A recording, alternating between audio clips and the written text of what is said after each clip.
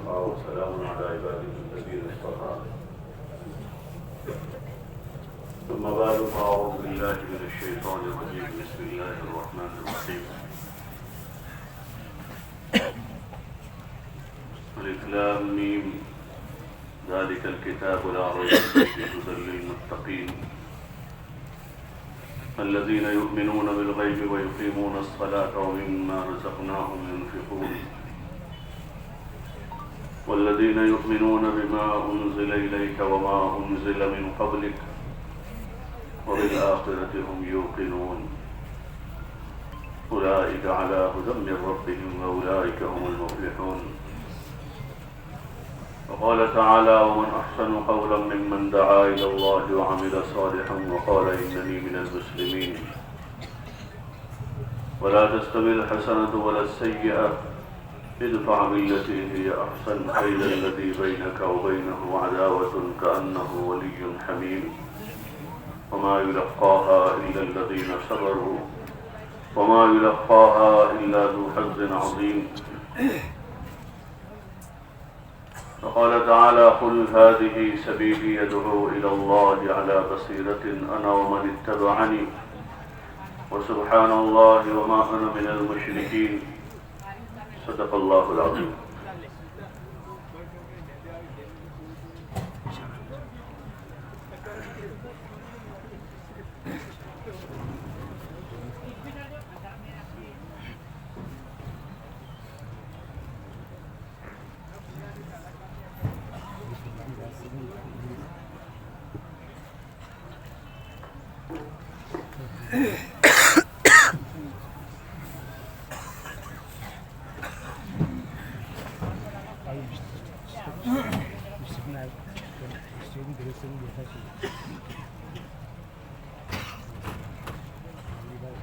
محترم دوست اور بزرگوں،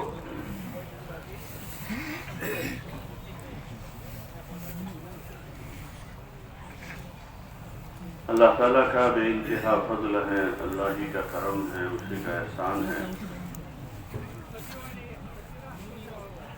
اس نے ہمیں کلمہ لا الہ الا اللہ محمد رسول اللہ پڑھنے کی توفیق عطا فرمائی، اپنے ماننے والوں میں سے بنایا ہے. مسلمان ماں باپ عطا فرمائے، پیدا ہوئے تو ہمارے کان میں اللہ کا نام لیا گیا، بولنا شروع کیا تو سب سے پہلے اللہ کا نام سکھایا.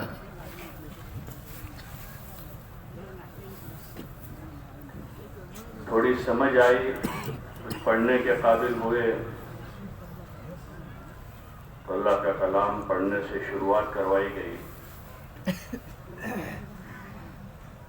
اور بچپن سے ہی مسجدوں سے اذان کی آواز سن رہے ہیں.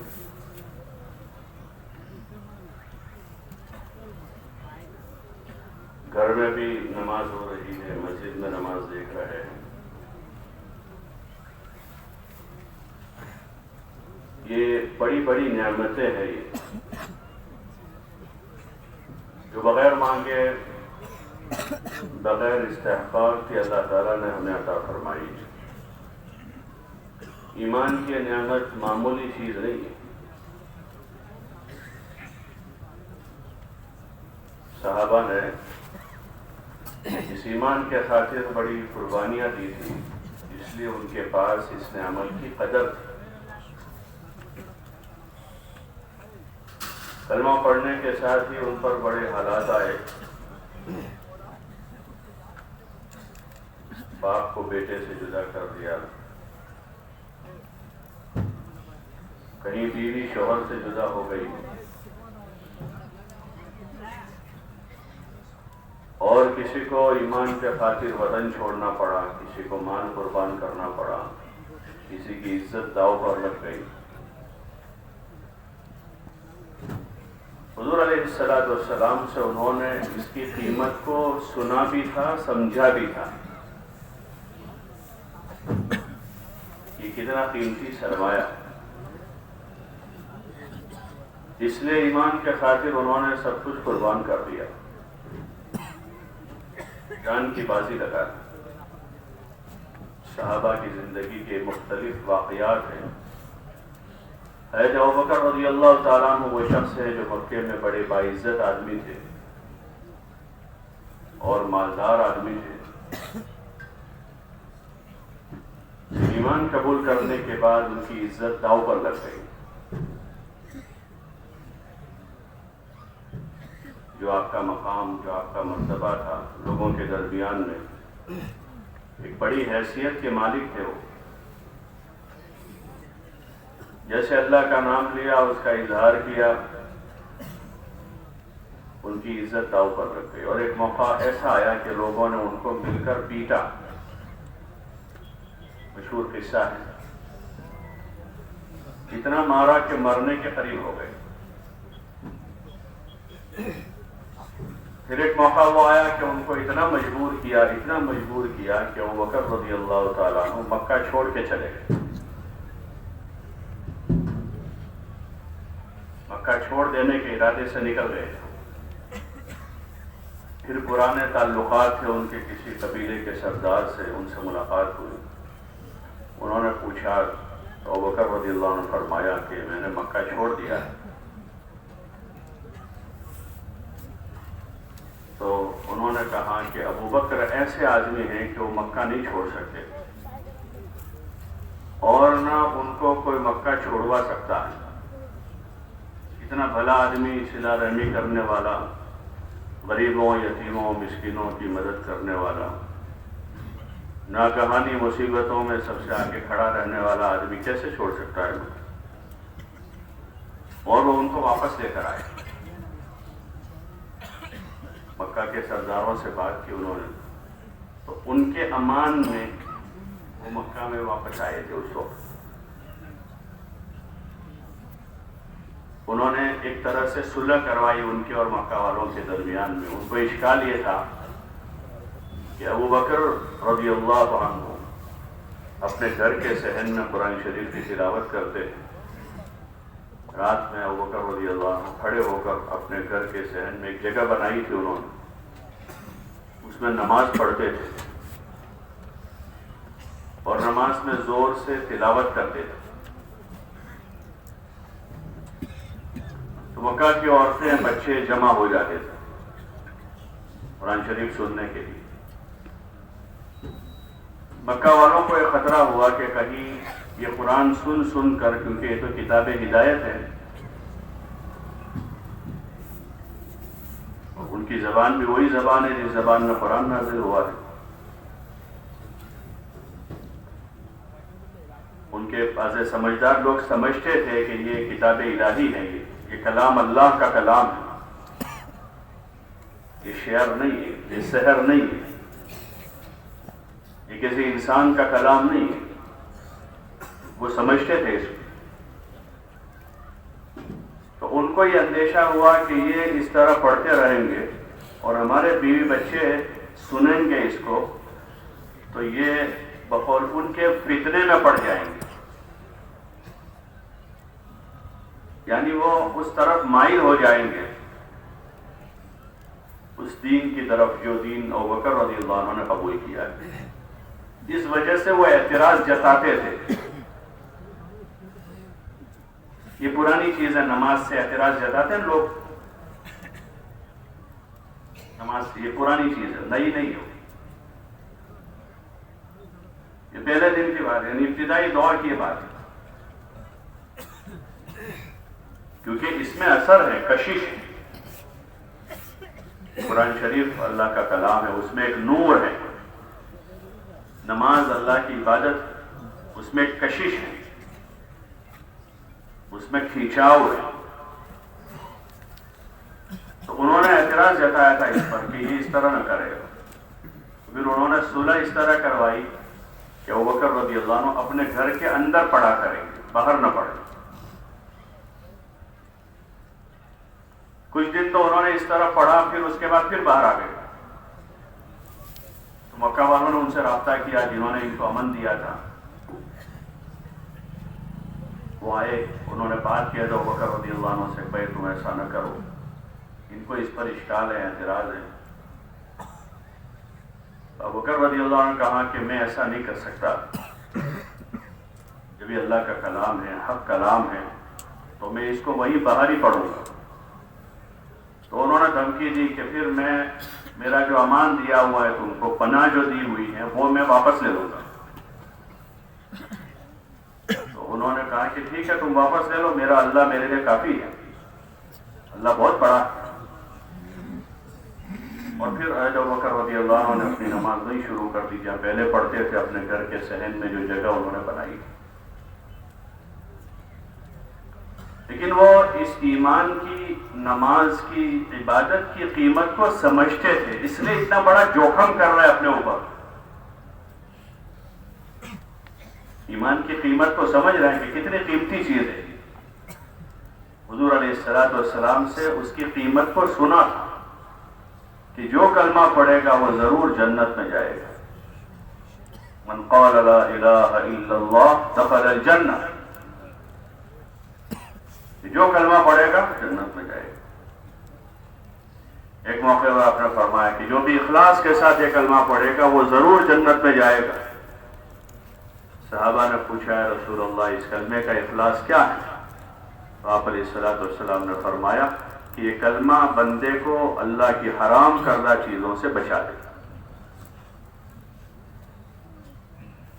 اس کلمے کی وجہ سے اتنا اندر ڈر پیدا ہو جائے گا، اللہ کا اتنا تعلق پیدا ہو جائے گا، اللہ کی اتنی پہچان ہو جائے گا کہ اس کی وجہ سے بندہ اللہ کی منع کردہ چیزوں سے رکا رہے۔ ایک پہلو تو اس کا یہ ہے کہ کلمے کی وجہ سے آدمی اللہ کے حکموں کو پورا کرے، یعنی کرنے کے کاموں کو کرتا رہے۔ ایمان لایا ہے، نماز پڑھے، روزہ رکھے، اللہ نے مال دیا ہے، اپنے مال کی زکوٰۃ ادا کرے۔ اللہ تعالیٰ نے مال دیا ہے تو زندگی میں ایک مرتبہ حج کرے، اور جو اور کرنے کے کام ہے کہ سچ بولے، اللہ کا ذکر کرے، قرآن کی تلاوت کرے، ماں باپ کی عزت کرے، ان کی خدمت کرے، رشتہ داروں کے ساتھ صلہ رحمی کرے، اور لوگوں کے حقوق ادا کرے، یہ کرنے کے کام ہیں۔ اور کچھ کام بچنے کے،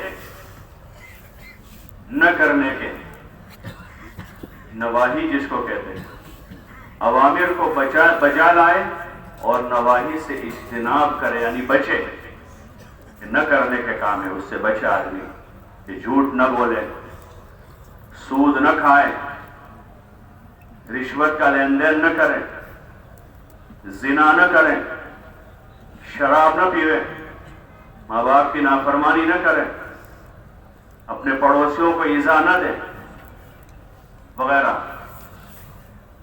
جو نہ کرنے کے کام ہیں، کہ کرنے کے کاموں کو بچا لائے اور نہ کرنے کے کاموں سے بچا رہا آدمی، آپ صلی اللہ علیہ وسلم فرما رہے ہیں کہ یہ ضرور جنت میں داخل ہو جائے گا۔ یہ ایمان کے تقاضے ہیں۔ ان تقاضوں کو پورا کرنے کے لیے بہت ساری قربانیاں ہیں۔ اس راستے میں جو سب سے بڑی رکاوٹ ہے وہ انسان کا نفس ہے،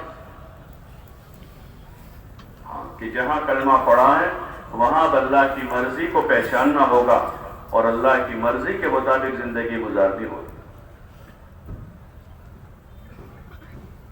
کلمہ پڑھنے کے بعد اب اللہ کی مرضی کو پہچاننا کہ اللہ کیا چاہتا ہے، اور نفس کی چاہتوں کو قربان کرنا، یہ اس کا تقاضا ہے۔ جب کلمہ پڑھ لیا اللہ کی مرضی پہچان کر اس کی مرضی کے مطابق زندگی گزارنا، اس کے حکموں کو بجا لانا اور نفس کی چاہتوں کو قربان کرنا، یہ اس کا تقاضا ہے۔ اگر نفس کی چاہتوں کو قربان نہیں کیا تو پھر اللہ کی مرضی کے ساتھ ساتھ نفس کی چاہتیں مل جائے گی، ایمان کی تکمیل نہیں ہو سکے گی۔ ایمان کی تکمیل اسی وقت ہوگی کہ آدمی اللہ کی منشا کو پہچانے، اللہ کی مرضی کو جانے اور اللہ کی منشا اور مرضی کے مطابق اپنی زندگی گزارے. اللہ کی منشا، اللہ کی مرضی، محمد الرسول اللہ. اللہ تعالیٰ نے عملی نمونہ دے دیا قیامت تک آنے والی انسانیت کو کہ اللہ تعالیٰ اپنے بندوں سے، اپنی بندیوں سے کیا چاہتا ہے. آپ صلی اللہ علیہ وسلم کی زندگی کو عملی نمونہ قرار دیا اور آپ کو اسوہ حسنہ بنا دیا. لقد کان لکم فی رسول اللہ اسوۃ حسنہ، یہ رسول اللہ کی ذات میں اسوہ حسنہ ہے، بہترین نمونہ ہے.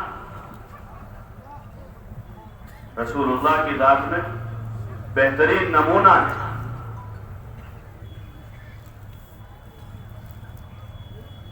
ان کے علاوہ اور کوئی نمونہ نہیں. یہ اللہ تعالیٰ کا فیصلہ ہے. لقد کان لکم فی رسول اللہ اسوۃ حسنہ، کہ تمہارے لیے رسول صلی اللہ علیہ وسلم کی ذات بہترین نمونہ ہے. یہ اللہ کی منشا ہے، اللہ کی مرضی ہے. جو مرضی اور منشا ہے، خداوندی ہے، وہ کام آپ صلی اللہ علیہ وسلم نے کیے.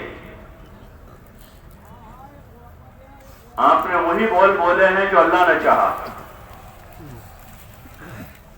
آپ نے وہی کام کیے ہیں جو اللہ کی مرضی اور منشا ہے.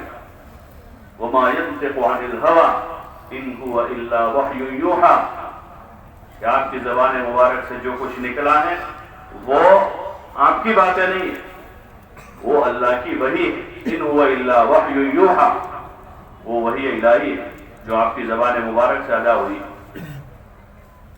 آپ کی مبارک باتیں، آپ کے ارشادات اور آپ کی عملی زندگی، آپ کی عملی زندگی جو ہے وہ اللہ کی منشا ہے، اللہ کی مرضی ہے.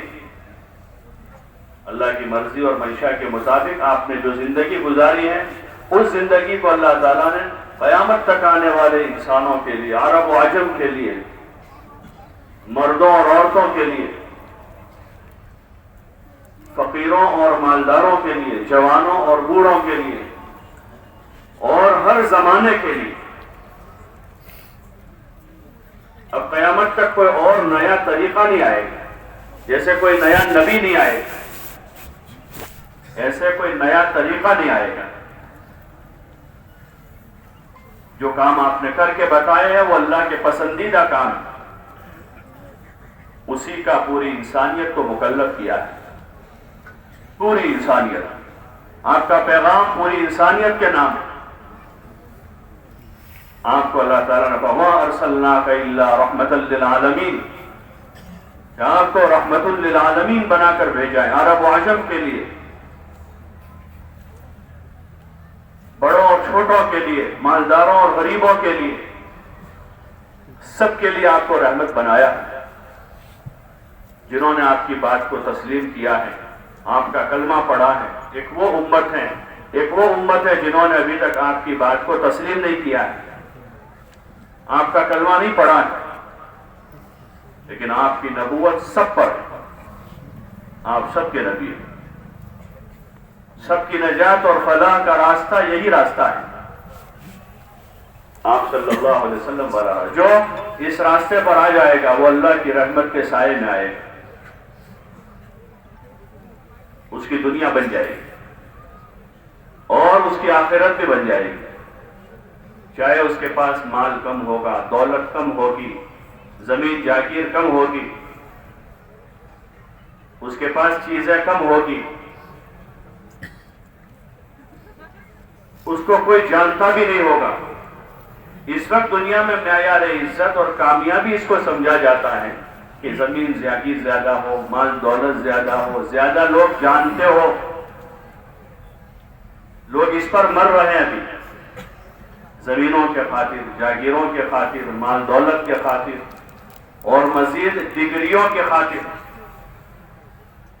ڈگریاں حاصل کرنے میں، شہرت حاصل کرنے میں، کہ ہم کو پہچاننے والے اتنے لوگ ہیں، ہم کو دیکھنے والے اتنے لوگ ہیں، ہم کو سننے والے اتنے لوگ ہیں، ہماری تعریف کرنے والے اتنے لوگ ہیں. یہ سارا دھوکہ ہے. کامیابی کا راستہ وہ ایمان کا راستہ ہے. کامیابی کا راستہ وہ حضرت محمد رسول اللہ صلی اللہ علیہ وسلم کا راستہ ہے. جس راستے میں حضور علیہ السلام نے جو تعلیم دی ہے، آپ کی تعلیم میں بنیادی تعلیم یہ ہے کہ ہر بندہ بندی ایک اللہ پر ایمان لاوے کہ اللہ ایک ہے، اس کا کوئی شریک نہیں ہے. اکیلا تنہا کائنات کو پیدا کرنے والا، اکیلا تنہا پوری کائنات کی تمام مخلوقات کو کھلانے والا پلانے والا، اکیلا تنہا پوری کائنات میں جو کچھ پھیلا ہوا ہے ان سب کا نظام بنانے والا وہ ایک اللہ ہے. اس اللہ کا کوئی شریک نہیں ہے، وہ اکیلا ہے. قل هو اللہ احد، اے محمد صلی اللہ علیہ وسلم آپ کہہ دیجئے کہ اللہ ایک ہے. آپ کہہ دیجئے کہ اللہ ایک ہے. اللہ الصمد، اور وہ صمد ہیں، بے نیاز ہیں. اس کو کسی کی حاجت نہیں ہے، کسی کی ضرورت نہیں ہے، اور ساری مخلوق اس کی محتاج ہے. صرف اتنا نہیں ہے کہ وہ کسی کا محتاج نہیں ہے، بلکہ وہ کسی کا محتاج نہیں ہے اور ساری مخلوق اس کی محتاج ہے. سارے جنات، سارے فرشتے، سارے انسان، جس سطح کے انسان ہیں دنیاوی دینی اعتبار سے وہ کتنی ہی بڑی حیثیت کے ہوں، سب ایک اللہ کے محتاج ہیں. اور جتنے جنات ہیں سب اللہ کے محتاج ہیں، جتنے فرشتے ہیں وہ بھی اللہ کے محتاج، اس لیے کہ سب مخلوق ہیں. سب کو اللہ نے پیدا کیا ہے، کوئی نہیں تھا، صرف اللہ تھا. اور ایک وقت ہوگا کہ کوئی نہیں ہوگا، صرف اللہ ہوگا، اکیلا اللہ ہوگا. اور وہ کہے گا لمن الملک اليوم، کہ بتاؤ آج کس کی حکومت ہے. تو کوئی جواب دینے والا نہیں ہوگا، کوئی جواب دینے والا نہیں ہوگا، نہ کوئی انسان، نہ کوئی فرشتہ، نہ کوئی جن. خود ہی اللہ کہے گا للہ الواحد القہار، جہاں آج ایک واحد قہار کی حکومت ہے. وہ ہمیشہ سے اسی نے پوری کائنات کو بنایا ہے. زمین اس نے بنائی ہے، آسمان اس نے بنائے ہیں، ہم کو بھی اسی نے بنایا ہے. اپنی بناوٹ پر ہم غور کریں. اللہ تعالیٰ فرما رہے ہیں وَفِي أَنفُسِكُمْ أَفَلَا تُبْصِرُونَ. بہت ریسرچ کر رہے ہیں لوگ، زمینوں میں، آسمانوں میں، پہاڑوں میں، دریاؤں میں، سمندروں میں، درختوں میں، پودوں میں. اللہ کہہ رہا ہے ہر انسان سے کہ اپنی ذات میں ریسرچ کریں. وَفِي أَنفُسِكُمْ أَفَلَا تُبْصِرُونَ. تم اپنے آپ میں غور و فکر نہیں کرتے ہیں کہ جو ہمارے زندگی کے جو ایام ہیں، جتنی عمر ہوئی ہیں، اس عمر کے آخری دن جائیں تو ہم ایک چھوٹے سے بچے تھے، اس سے 9 مہینے پیچھے جائیں تو کچھ نہیں تھے. ایک نطفہ تھا ناپاک، ایک ناپاک نطفہ تھا جو باپ کی صلب میں تھا، ابھی رحم مادر میں نہیں پہنچا ہے، باپ کی پشت میں ہے وہ نطفہ. اس پر غور کرے انسان. جب دنیا میں کوئی حیثیت آدمی کو مل جاتی ہے، ذرا طاقت قوت آ جاتی ہے، تو آدمی اپنی پیدائش کو بھول جاتا ہے، پیدا کرنے والے کو بھول جاتا ہے. اور پھر صبح شام جن چیزوں کو سنتا دیکھتا ہے انہی چیزوں کا اثر لیے ہوئے رہتا ہے. اور جس ماحول میں آدمی پلتا بڑھتا ہے ایسا اس کا ذہن تیار ہو جاتا ہے. اللہ تعالیٰ دعوت دے رہا ہے اپنے کلام میں، جو حق اور سچ کلام ہے، اللہ کا اتارا ہوا ہے. اس کلام پاک میں اللہ تعالیٰ اپنے بندوں کو دعوت دے رہا ہے کہ غور کرے اپنے آپ میں. انا خلقنا الانسان من نطفۃ امشاج، کہ ہم نے انسان کو ایک گاڑے نطفے سے پیدا کیا ہے. کہ ہماری یہ حیثیت. اور دنیا میں جو موجودہ ماحول ہے اس میں حیثیت جتانے کا ماحول ہے. میں زمیندار ہوں، میں جاگیردار ہوں، میں ڈگری والا ہوں، میں عہدے والا ہوں، میں کرسی والا ہوں، میں شہرت والا ہوں. یہ حیثیتیں جتانے کی نہیں ہے. اگر کسی کو ملی ہے تو یہ بھی اللہ کی طرف سے ہے. جس اللہ نے مال دیا ہے وہ راتوں رات واپس لینے پر قادر ہے. جس اللہ نے زندگی دی ہے وہ روح قبض کرنے پر قادر ہے. جس اللہ نے عزت دی ہے وہ اللہ راتوں رات ذلیل کرنے پر قادر ہے. آدمی اس احساس کے ساتھ زندگی گزارے. یہ ہمارے ایمان کا تقاضا ہے کہ جب ایمان ہوگا تو آدمی ایسے رذائل سے ایسی بیماریوں سے پاک ہو جائے گا اور آدمی اللہ کو نہیں بھولے گا. رات کے اندھیرے میں یاد کرے گا, دن کے اجالے میں یاد کرے گا, جلوت میں یاد کرے گا, خلوت میں یاد کرے گا, اپنے مال میں اللہ کو یاد کرے گا, اور فقر میں ہوگا تو فقر میں اللہ کو یاد کرے گا. اللہ اسے شہرت دے دے گا, لوگوں میں عزت دے دے گا, تو اس شہرت اور عزت میں خدا کو نہیں بھولے گا بلکہ اللہ کو یاد کرے گا, اس کی حمد و ثنا کرے گا, اس کی تعریف کرے گا. اللہ مال دے گا تو اس مال میں اللہ کو یاد کرے گا اور مال کے حق ادا کرے گا. اللہ طاقت اور قوت دے گا تو اس طاقت اور قوت میں اللہ کی عبادت کرے گا, اللہ کی اطاعت کرے گا, اللہ کی فرما برداری کرے گا, اللہ کو نہیں بھولے گا. یہ تقاضا ہے ایمان کا کہ آدمی جس حال میں ہے اس حال کو اللہ کی طرف سے سمجھے.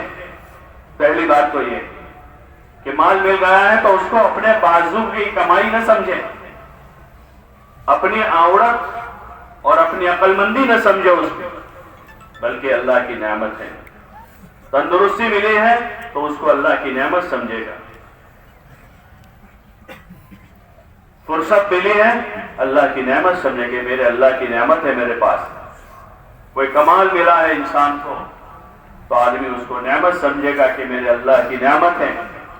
یہ ایمان کی علامتوں میں سے ایمان والا ایسا ہوتا ہے.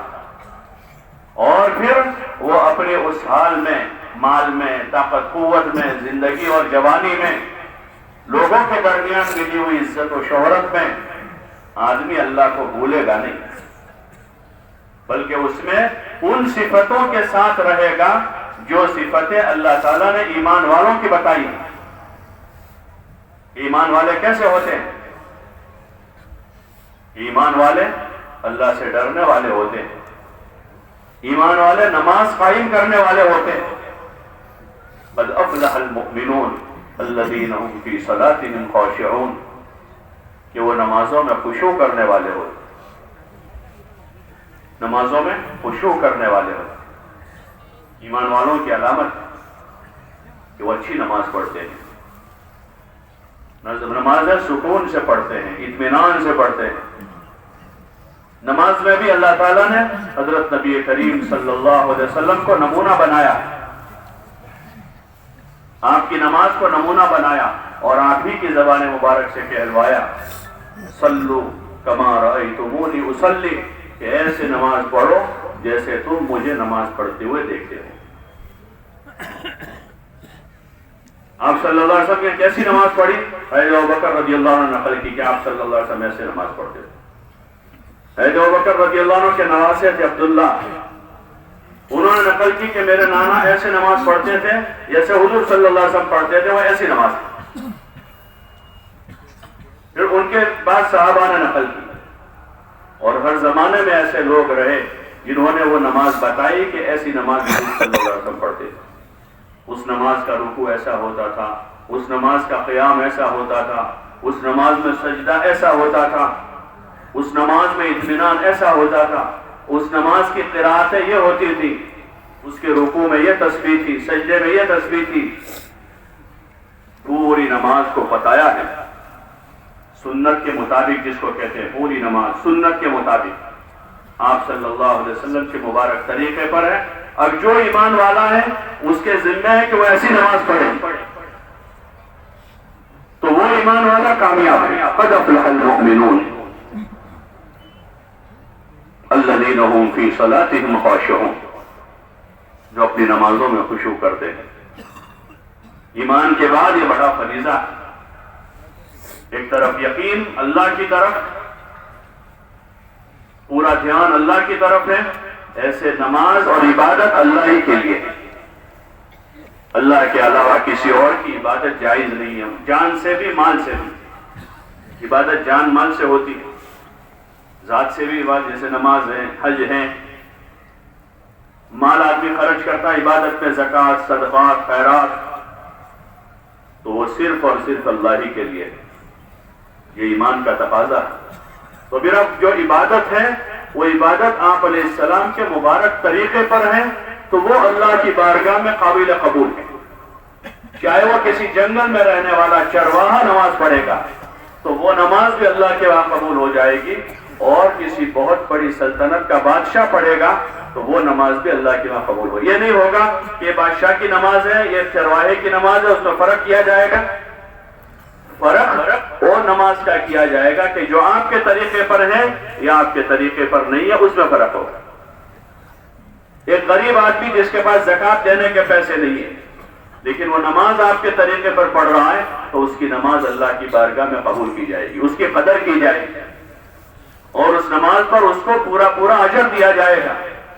اس کی غربت اس اجر میں مانے نہیں ہوگی کہ بھائی غریب آدمی اس کو کم دے، تو ہوتا ہے دنیا میں، دنیا کے بادشاہ لوگ، دنیا کے بڑے لوگ غریب اور مالدار میں تمیز کرتے ہیں، چھوٹے بڑے میں تمیز کرتے ہیں، مرد عورت میں تمیز کرتے ہیں، اکثریت اقلیت میں تمیز کرتے ہیں کہ اقلیتیں پریشان ہوتی ہیں دنیا کی حکومتوں میں، کمزور پریشان ہوتے ہیں، غریب مارا مارا پھرتا ہے۔ اللہ کے وہاں یہ چیزیں، اس کے یہاں سب اس کے بندے ہیں، سب اس کے بندے ہیں۔ کوئی غریب بکریاں چرانے والا جنگل میں نماز پڑھ رہا ہے، اگر وہ حضور کے طریقے پر ہے تو اس کی وہ نماز قابل قبول ہو جائے گی، اور اس نماز کی برکتیں ظاہر ہو جائے گی، جس کو کوئی نہیں روکے۔ وہ جنگل میں برکتیں اٹھائے گا، اس کے لیے شہر میں آنے کی ضرورت نہیں پڑے گی، جنگل میں وہ برکتیں ملے گی اس کو، جو نماز کے ذریعے سے آنے والی ہے۔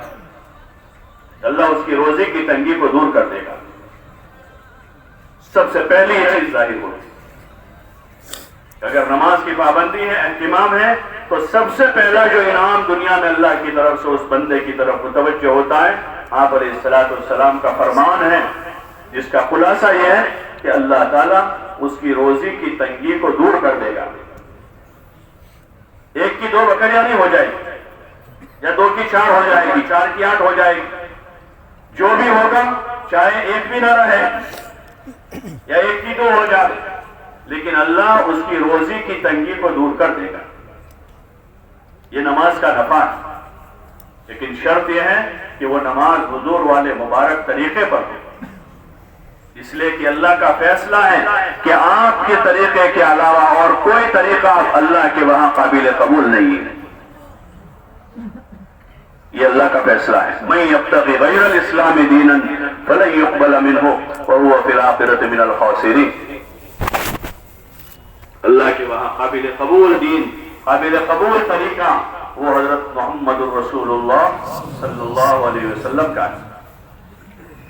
اس لیے ہر ایک کو اسی کی کوشش کرنی ہوگی کہ آپ کے طریقے والی نماز سیکھیں، وہی کامیاب ہو جائے گا، چاہے اس کو دنیا میں کوئی نہ جانتا، کوئی جانے نہ جانے، چاہے اس کے پاس زیادہ مال پیسہ ہو یا نہ ہو، چاہے کوئی زمین جاگیر نہ ہو، رہنے کا اپنا گھر نہیں ہے، کرائے کے گھر میں زندگی بسر ہو رہی ہے، لیکن زندگی حضرت نبی کریم صلی اللہ علیہ وسلم کے طریقے پر ہے، تو اللہ تعالیٰ اس شخص کو کامیاب کر دے گا۔ صحابہ نے یہ بات لے تھی، اس بات کو اچھے طریقے سے سمجھ لیا تھا، اس لیے حضرت ابوبکر رضی اللہ تعالیٰ عنہ نے باوجود ان تمام حالات کے کہ مکہ کے معزز شخص سے آپ مالدار آدمی تھے، باعزت آدمی تھے، اسلام لانے کے بعد وہ آپ کی عزت داؤ پر لگ گئی، ایک طرح سے لوگ آپ کو پریشان کرنے لگے، لیکن انہوں نے ایمان سمجھ کر قبول کیا تھا،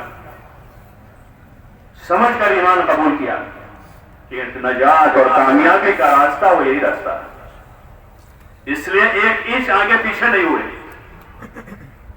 حالات آئے، آخری مرحلہ ہجرت کا آ گیا، ہجرت کر کے جانا پڑا۔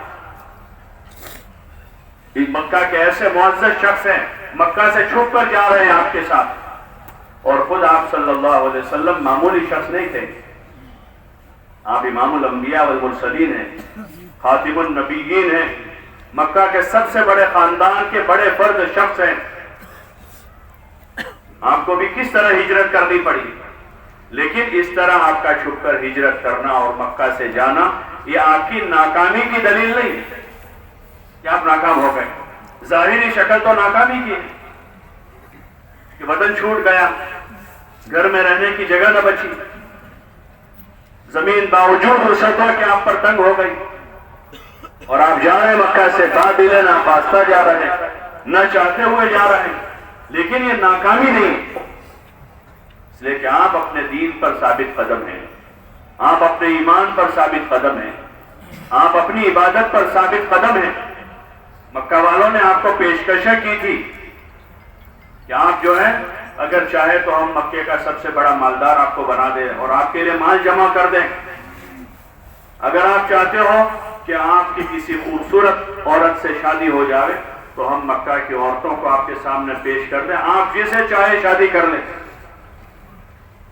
اور اگر آپ یہ چاہتے ہو اس بات سے، اس امر سے جو آپ دعوت دے رہے ہو کہ آپ بڑے بننا چاہتے ہو، سردار بننا چاہتے ہو، تو ہم سب مل کر آپ کو اپنا سردار مان لیں. لیکن آپ یہ توحید کی بات نہ کریں، ہمارے باپ داداؤں کے معبودوں کو برا بھلا نہ کہیں. آپ صلی اللہ علیہ وسلم نے ان کی ساری باتیں سن کر کہا کہ یہ تو بہت معمولی چیزیں ہیں جو تم کہہ رہے ہو، میں اس کے لیے تھوڑا آیا ہوں تمہارے پاس.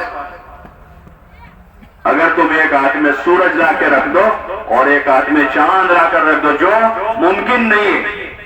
یہ تو ممکنات ہیں کہ تم مالدار بنا دو، بادشاہ بنا دو، شادی کرا دو. چاند اور سورج بھی لا کر رکھ دو تو بھی میں اپنے اس امر سے، اپنی اس بات سے پیچھے نہیں ہٹ سکتا ہوں، اس لیے کہ بات سچی بات ہے، حق بات ہے، جس کو دے کر مجھے اللہ نے بھیجا ہے. ایک موقع پر آئے کہ ایسا کر لیں کہ 1 سال ہم آپ کی مانیں گے، 1 سال آپ ہماری مان لینا. ایسا کر لو بھائی، درمیانی راستہ نکالو. ہوتا ہے نا آج کل دین کے امور میں درمیانی راستہ نہیں ہوتا، ایک ہی راستہ ہے. دینی امور میں ایک ہی راستہ، جو آپ نے بتایا وہی راستہ اسلام، اس میں درمیانی راستہ نہیں ہے. یہ بھی ایک دھوکہ ہوتا ہے.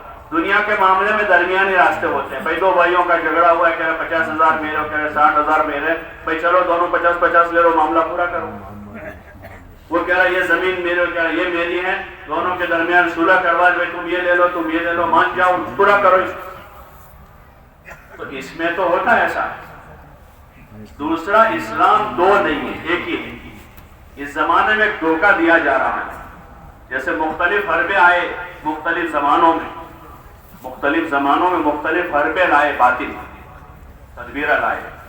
ایسے اس زمانے میں ایک نعرہ لگتا ہے کہ یہ لبرل اسلام، یعنی یہ آسان اسلام انہوں بتا رہے ہیں، اور یہ تھوڑا بھاری اسلام، یا یہ ہے کہ یہ سخت لوگ ہیں، شدت پسند ہے. تو وہ نہ شدت پسندی ہے. اسلام جو ہے اس میں کوئی شدت پسندی نہیں. سب سے پہلی بنیاد یہ ہے کہ اسلام میں زبردستی نہیں ہے. لا اکراہ فی الدین، کہ آدمی اپنی خوشی سے، اپنے فعل سے اللہ کو مانتا ہے کہ اللہ ایک ہے. آدمی اپنی خوشی سے عبادت کرے گا تو وہ عبادت وہی کرے گا جو حضور صلی اللہ علیہ وسلم بتائی.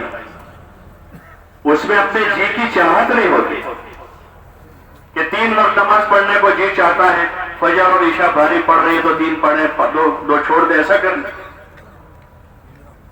یہ دکان سے دیر سے آتے ہیں تو عصر اور مغرب ساتھ میں پڑھ لیں گے، مغرب کے بعد عصر پڑھ لیں گے.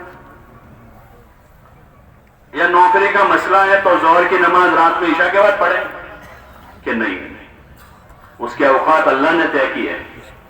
ان الصلاۃ کانت علی المؤمنین کتابا موقوتا، کہ اس میں درمیانی راستہ نہیں نکلے گا کہ بھئی ظہر کا ٹائم نہیں ملتا ہے تو عشاء بعد پڑھ لیں گے ظہر. یہ قضا کہلائے گا. اس میں آدمی گنہگار ہوگا. ایسے معاشرتی امور ہیں اسلام کے، ایسے اسلام کا معاملاتی نظام ہے، تجارت، خرید و فروخت، کاروبار. ایسے ہی اسلام کا سیاسی نظام ہے جو عدل اور انصاف پر قائم ہے. چاہے غریب ہو مالدار ہو پڑھا لکھا ہو ان پڑھ ہو، سب کے لیے عدل ہے، انصاف ہے۔ یہ ایک پورا نظام ہے جو انسانوں کی عین حاجت کے مطابق ہے، اس میں سارے انسانوں کے ساتھ اچھا سلوک ہے، اس میں زبردستی نہیں ہے۔ اور اسلام ایک ہی ہے جو حضور صلی اللہ علیہ وسلم لے کر آئے۔ حضرت آدم علیہ السلام سے اس کی شروعات ہوئی، حضرت آدم علیہ السلام سے، وہ بھی موحد تھے، ایک اللہ کی عبادت کرنے والے، اللہ کو ایک ماننے والے۔ دنیا میں جتنے انبیاء آئے ہیں، جتنے بھی انبیاء آئے ہیں، سارے نبیوں نے ایک اللہ کی دعوت دی۔ ابراہیم علیہ السلام نے بھی وہی بات کہی، موسیٰ علیہ السلام نے بھی وہی بات کہی ہے، عیسیٰ علیہ السلام نے بھی وہی بات کہی ہے، نوح علیہ السلام نے بھی وہی بات کہی ہے کہ اللہ ایک ہے اور عبادت کے لائق ایک ذات ہے، وہ اللہ کی ذات ہے، اللہ کے علاوہ کسی اور کی عبادت نہیں ہے۔ سارے نبیوں کا یہ پیغام، آپ علیہ السلام پر اس اسلام کی تکمیل ہوئی۔ الیوم اکملت لکم دینکم واتممت علیکم نعمتی، کہ آپ پر اسلام کی تکمیل ہو گئی، اب اس میں کوئی کمی زیادتی کی گنجائش نہیں بچی، اسلام مکمل ہو گیا۔ اب کسی کو اجازت نہیں کوئی اس میں زیادتی کرے یا کوئی اس میں کمی کرے، کوئی اس کو لبرل بنا یا کوئی اس کو سخت کرے، کسی کو اجازت نہیں۔ نمازیں 5 ہی رہے گی، روزے رمضان کے رہیں گے، زکوٰۃ وہی متعین جو حضور صلی اللہ علیہ وسلم کے زمانے میں ہے، تو عمر رضی اللہ عنہ کے زمانے میں جو نصاب مکمل ہو گئے، ایسے جو پوری ایک زندگی ہے اسلام کی، اور وہ اصل تعلیم ہے جو انسانیت کی بنیادی تعلیم۔ ایسے آج دنیا میں سب آواز لگا رہے ہیں کہ بھئی تعلیم کی بہت ضرورت ہے، انگریزی میں کہے کہ بھئی ایجوکیشن کی بہت ضرورت ہے، گجراتی میں کہے بھائی بھنڈر کی بہت ضرورت ہے۔ بالکل صحیح بات ہے کہ تعلیم کی بہت ضرورت ہے، ایجوکیشن کی بہت ضرورت ہے، بھنڈر کی بہت ضرورت ہے، لیکن تعلیم کسے کہے؟ تعلیم کسے کہے؟ چوروں کی جو گروپ ہوتا ہے وہ چوری کی ٹریننگ دیتے، وہ اس کو تعلیم کہتے ہیں۔ ڈکیٹوں کا گروپ اپنے لوگوں کو ڈکیتی کی تعلیم دیتے ہیں، اور مخنث ہوتے ہیں، مخنث وہ اپنے گروپ بناتے ہیں، وہ اس کی تعلیم دیتے ہیں۔ اور ہر جگہ پر مانگنے والے بھکاری ہوتے ہیں، ان کے گروپ ہوتے ہیں، تو وہ اس کی ٹریننگ دیتے ہیں، وہ کہتے ہیں وہ بھی تعلیم دے رہے ہیں، وہ بھی تعلیم کہتے ہیں اسے۔ تو سب تعلیم تھوڑی ضروری ہے، وہ ضروری تعلیم ہے۔ اپنے بچوں کو کوئی بھیک مانگنے کے لیے بھیجے گا؟ ارے بھیجے گا کوئی کہ بچے بھیک مانگ لے ہو جائے ہمارے؟ یا مخنث کے ساتھ بھیجے گا کوئی کہ بھائی وہ پیشہ سیکھ لیں؟ کہ کوئی نہیں بھیجے گا، اس کو کوئی تعلیم نہیں کہتا۔ تعلیم وہ ہے جو انسان کو انسان بنا دے، وہ تعلیم ہے کہ سب سے پہلے انسان کو انسان بنا دے، اور انسان کو اپنے پیدا کرنے والے سے ملا دے، کہ اپنے پیدا کرنے والے کو پہچان لے، وہ اصلی تعلیم ہے کہ ہمارا پیدا کرنے والا کون ہے۔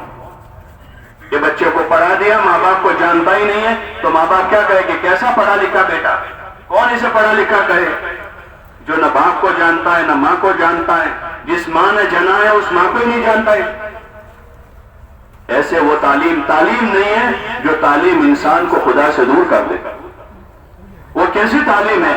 جو تعلیم نبی سے دور کر دے، جو قیامت تک آنے والے انسانوں کے رہبر بن کر آئے، جو معلم ہیں۔ وہ کیسی تعلیم ہے جو اپنے استاد سے دور کر دے، رحمت والے طریقوں سے آدمی کو غافل کر دے۔ اور وہ کیسی تعلیم ہے جو تعلیم انسان کو آخرت سے غافل کر دے۔ وہ علم نہیں ہے، کیسے وہ علم ہو سکتا ہے؟ وہ تو ایک ماحول ہے، اس لیے سب بول رہے ہیں، ماحول میں بول رہے ہیں سب ایجوکیشن ایجوکیشن ایجوکیشن۔ باقی جو ایجوکیشن خدا سے دور کر دے، جو ایجوکیشن نبی سے دور کر دے، جو ایجوکیشن آخرت سے غافل کر دے، جو بنیادی چیزیں ہیں اللہ، رسول، آخرت، اور پھر جو ایجوکیشن آدمی کو لوگوں سے غافل کر دے. ماں کون ہے، باپ کون ہے، بھائی کون ہے، بہن کون ہے، رشتے ناطے کیا ہیں، وہ تعلیم نہیں ہے. وہ انسانوں کے لیے فائدہ مند نہیں ہے. جیسے فقیروں کے، بھکاریوں کے گروپ کے ساتھ آدمی اپنے بچوں کو نہیں بھیجے گا، مخنث کے گروپ کے ساتھ آدمی اپنے بچوں کو نہیں بھیجے گا. ان کو یہ تعلیم دینا، یہ تعلیم ان کے لیے مناسب نہیں ہے. ایسے پوری انسانیت کے لیے جو اصلی اور حقیقی تعلیم ہے، جو انسان کو انسان بنا دے، جو بنیادی تعلیم ہے، جو حضور علیہ السلام لے کر آئے، جو علم آپ پر اتارا گیا. اقرا بسم ربک الذی خلق، جو اللہ ہی کے نام سے پڑھایا گیا، اللہ کے نام سے پڑھایا گیا علم ہے، جو آسمانوں سے اللہ نے اتارا ہے. جبریل امین کے ذریعے سے امام الانبیاء والمرسلین محمد الرسول اللہ صلی اللہ علیہ وسلم پر اللہ نے اس کو اتارا، اور اللہ تعالیٰ نے اس کی حفاظت کی ذمہ داری دی کہ قیامت تک اللہ تعالیٰ اس علم کو محفوظ رکھے گا. وہ بنیادی علم ہے جو ساری انسانیت کی امانت ہمارے پاس ہے، ساری انسانیت کی امانت، اور وہی علم ہے جو مسائل کو حل کرے گا. سب سے پہلا مسئلہ تو کہ بندے کو اللہ سے جوڑے گا، یہی سب سے بڑا مسئلہ. ایک آدمی کے سارے مسئلے دنیا کے حل ہو جائے لیکن وہ اللہ سے نہ جڑا تو کیا ہوا؟ اللہ سے غافل رہا، پوری دنیا کا مالک بن کر بھی کامیاب نہیں ہوگا. اللہ تعالیٰ نے ایسے لوگوں کی مثالیں بیان کی کہ فرعون کے پاس حکومت تھی، اللہ سے نہ جڑا، کامیاب نہ ہوا. قارون کے پاس خزانہ تھا، وہ اللہ سے نہ جڑا، کامیاب نہیں ہوا. حامان کے پاس وزارت تھی، اللہ سے نہ جڑا، کامیاب نہیں ہوا. مکہ کے سرداروں کے پاس مال تھا، عزت تھی، شہرت تھی، لیکن وہ اللہ سے نہ جڑے، کامیاب نہیں ہوئے. ولید بن مغیرہ ناکام ہو گیا، ابو جہل ناکام ہو گیا، عتبہ ناکام ہو گیا، شیبہ ناکام ہو گیا. حضرت بلال رضی اللہ عنہ غلام تھے، ان کے پاس مال نہیں تھا، غلامی کی حالت میں اسلام قبول کیا تھا، لیکن وہ کامیاب ہو گئے اس لیے کہ اصلی علم ان کے پاس آیا اور وہ اللہ سے جڑ گئے، اپنے رسول صلی اللہ علیہ وسلم سے جڑ گئے. تو حضرت بلال کامیاب ہو گئے، حضرت خباب کامیاب ہو گئے. اللہ تعالیٰ نے ان کے لیے اعلان کر دیا کہ اللہ ان سے راضی ہو گیا. حضور علیہ السلام نے بہت سو کو دنیا ہی کی بشارت دے دی کہ یہ جنتی ہے. حضور علیہ السلام کی زبان مبارک سے پروانہ مل گیا ان کو. اللہ تعالیٰ نے رضا کا پروانہ دے دیا. والسابقون الاولون من المہاجرین والانصار والذین اتبعوهم باحسان رضی اللہ عنہم ورضوا عنہ. 1400 سال سے آیت گونج رہی ہے، 1400 سال ہو گئے. دنیا میں بہت سارے حربے ہوئے اس کو مٹانے کے، بہت سارے حربے ہوئے کہ ان آیتوں کو مٹا دیا جائے. اس کے لیے بڑی بڑی کوششیں ہوئی، نیچے کی سطح سے، اوپر کی سطح سے اس پر یعنی مان لگایا گیا، جانیں کھپائی گئی، لیکن اللہ تعالیٰ کا فیصلہ ہے کہ وہ اس کلام کی حفاظت کرے گا. اِنَّا نَحْنُ نَزَّلْنَا الذِّكْرَ وَإِنَّا لَهُ لَحَافِظُونَ، کہ ہم نے اس کو اتارا ہے اور ہم حفاظت کریں گے. اس میں جو اتارا گیا ہے سب سچ ہے، سب حق ہے. اسی میں اللہ تعالیٰ نے صحابہ سے اپنی رضا کا اعلان کیا ہے، ہم ان سے راضی ہیں. کون ہے وہ؟ اس میں بلال ہے، حضرت خباب ہے، حضرت عمار ہے، آل یاسر ہے، فقراء ہیں، مہاجرین ہیں اس میں، جن کو مکے سے نکال دیا گیا تھا، جن کا کوئی پرسان حال نہیں تھا، جن کا کیس لڑنے والا کوئی وکیل نہیں تھا، جن کے لیے کوئی امداد جمع کرنے والا نہیں تھا. نہتوں کی جماعت تھی تو، جن کی آواز اٹھانے والا کوئی نہیں تھا دنیا میں. بتائیں بھائی، کوئی آواز اٹھانے والا نہیں. ہمارے پاس میڈیا نہیں ہے، ہمارے پاس حکومت نہیں ہے، ہمارے پاس طاقت نہیں ہے. گویا کہ اللہ تعالیٰ کمزور ہے. نعوذ باللہ، ایسا نہیں ہے کہ اللہ تعالیٰ اپنی اسی شان کے ساتھ ہے کہ جس وقت مکہ کے پہاڑیوں کے درمیان میں ان پر مظالم ہو رہے تھے اور ان کی آواز اٹھانے والا دنیا میں کوئی نہیں تھا، لیکن ایک مدت اللہ کے وہاں ہوتی ہے، وہ مدت انہوں نے پوری کر دی. ان آزمائشوں میں وہ کامیاب ہو گئے اور اللہ پر ایمان لے آئے ہو. اور حضور علیہ السلام نے ان کو نماز کے لیے بلایا تو آ گئے ہو. مشقتوں میں انہوں نے نماز قائم کی. بیت اللہ میں کھل کر نماز نہیں پڑھ سکتے تھے اس وقت، لیکن جو ایمان لائے تھے وہ نماز پڑھتے تھے، انہوں نے نماز اس حال میں بھی نہیں چھوڑی، نماز پر وہ قائم رہے، ثابت قدم رہے۔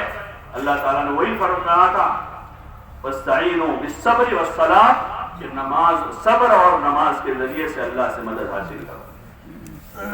جس قسم کا حال ہے، فقرہ میں آدمی ہے، بیماری میں ہے، تکلیف میں ہے، تنگی میں ہے، انفرادی حال ہے، اجتماعی حال ہے، ان حالات کے لیے اللہ تعالیٰ نے صبر اور نماز دی کہ آدمی صبر کرے، واویلا نہ کرے۔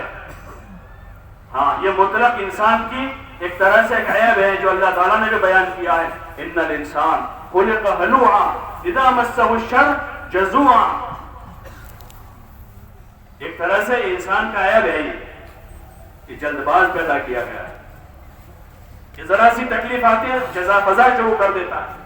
لیکن جب آدمی کے پاس ایمان ہوتا ہے تو صبر ایمان کی صفت ہے، صبر، آدمی صبر کرے گا، بیماری میں، تکلیف میں صبر کرے گا، تنگی ہے صبر کرے گا، حالات ہے صبر کرے گا، انفرادی حال ہے تو ایسا صبر کرے گا، اجتماعی حال ہے تو صبر کی تلقین کرے گا، بیوی کو، بچوں کو، بھائیوں کو، بہنوں کو، قوم کو، تو بھئی صبر کرے، صبر کرے۔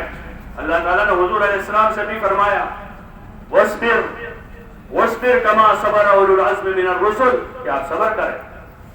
اللہ کا ایک نظام ہے، وہ نظام چل رہا ہے، وہاں اللہ کا ایک نظام ہے، ہر آدمی اس نظام سے گزرتا ہے۔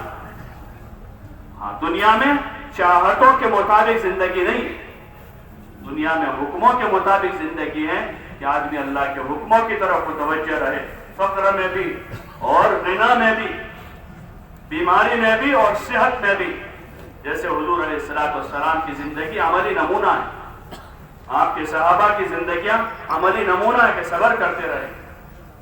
حضرت بلال نے صبر کیا، حضرت ابوبکر رضی اللہ عنہ نے صبر کیا، ایسے دیگر صحابہ جو صبر کے ساتھ رہے، ان کے واقعات ہیں۔ اگر ایمان اپنی صفتوں کے ساتھ آتا ہے، صبر کے ساتھ ہے، تو آدمی کسی حال میں پریشان نہیں ہے۔ آپ علیہ السلام نے فرمایا مومن کا معاملہ بڑا عجیب و غریب ہے، عجبا لامر المومن، کہ مومن کا معاملہ بڑا عجیب و غریب ہے، تو اس کے لیے تو دونوں ہی ہاتھ برابر ہیں۔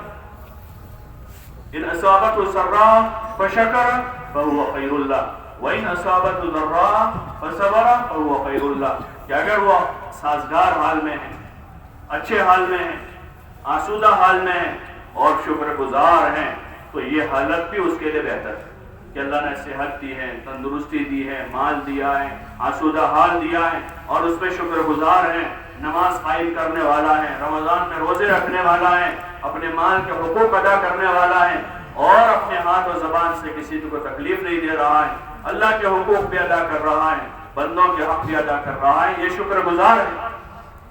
تو چاہے وہ کتنا بڑا ہو جائے دنیاوی اعتبار سے، کتنا مالدار بن جائے، یہ حال اس کے لیے بہتر حال ہے۔ اور اگر کسی کی مقدر میں وہ حال نہیں ہے، دوسرا ہے، فقر ہے، بیماری ہے، تنگی ہے، مصیبتیں ہیں، پریشانیاں ہیں، لیکن اس میں صبر کرنے والا ہے، واویلا نہیں کر رہا ہے، اور ناجائز راستے اختیار نہیں کر رہا ہے کہ بھائی میں تو مجبور آدمی ہوں، اور کوئی ناجائز کام کرے آدمی تو ناجائز کام نہیں کر رہا ہے، صبر کر رہا ہے، اللہ کی طرف متوجہ ہے، اپنے حال کو بدلوانے کے لیے اللہ کی طرف متوجہ ہو کر دعائیں کر رہا ہے، اور جب تک صبر کر رہا ہے تو آپ صلی اللہ علیہ وسلم فرما رہے ہیں کہ یہ حال بھی اس کے لیے بہتر ہے۔ اس حال میں بھی وہ اللہ کو پا لے گا، اس حال میں وہ آخرت بنا لے گا، اس کی آخرت بگڑے گی نہیں، بلکہ ہو سکتا ہے اگر اس کا صبر اچھا پایا گیا تو وہ یہ شکر والوں سے قیامت میں آگے نکل جائے گا۔ جیسے آپ صلی اللہ علیہ وسلم نے فرمایا تھا کہ میری امت کے فقراء مالداروں سے 500 سال پہلے جنت میں چلے جائیں گے، کہ قیامت میں وہ ان سے آگے چلا جائے گا۔ اور یہ جو حال پر صبر کیا ہے، قیامت میں جب اس کا اجر ملے گا تو آدمی تمنا کرے گا کاش کہ اس سے برا حال ہوتا۔ حدیث کے کلمات ہیں کہ کاش کے کینچیوں سے مجھے کاٹا گیا ہو، یہ صبر پر اتنا زیادہ مل رہا ہے۔ تو مومن کسی حال میں بھی ناکام نہیں، اس لیے ہمیں اللہ تعالیٰ نے یہ جو نعمت عطا فرمائی ہے ایمان کی، ہمیں اس ایمان کی نعمت کو حضور علیہ السلام والے علم کی روشنی میں سمجھنا ہے۔ ہمارا ایمان اور ہمارے اعمال موروثی ہے۔ دادا مسلمان تھے، ابا مسلمان تھے، ہم بھی مسلمان تھے۔ ہماری نماز موروثی ہے، دادا پڑھتے تھے، ابا پڑھتے تھے۔ اس لیے جس لائن کی خامی ان کے اندر تھی کہ وہ 4 وقت کی جماعت سے پڑھتے تھے، فجر گھر میں پڑھ لیتے تھے، ہم بھی ایسے کر لیتے۔ یا ابا دکان پر عصر کی نماز دیر سے پڑھتے تھے، بیٹا بھی ویسی پڑھتا۔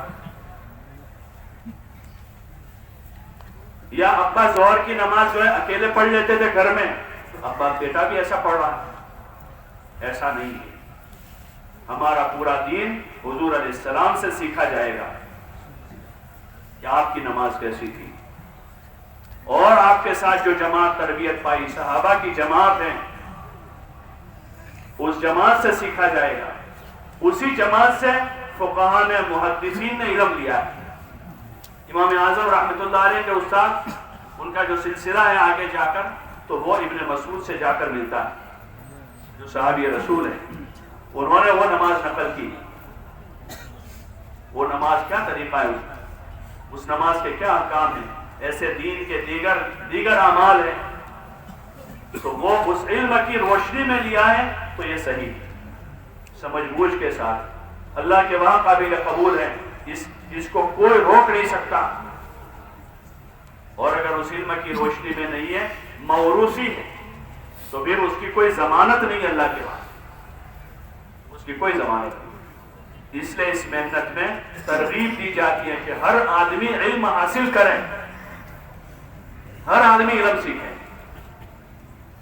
جس وقت کی جو ضرورت ہے وہ ضرورت کا علم سے، جیسے دنیاوی کاموں میں آدمی کو جس وقت جو ضرورت پڑتی ہے اس وقت اس لائن کا علم سیکھتا ہے، یا اس لائن کے جاننے والوں سے وہ کام کرواتا ہے، خود سیکھتا ہے، خود کرتا ہے، یا پھر اس لائن کے جاننے والے۔ آدمی بیمار ہے تو طب کے لائن کے لوگوں سے ملتا ہے اور اس لائن کی معلومات لیتا ہے، علاج ان سے کرواتا ہے۔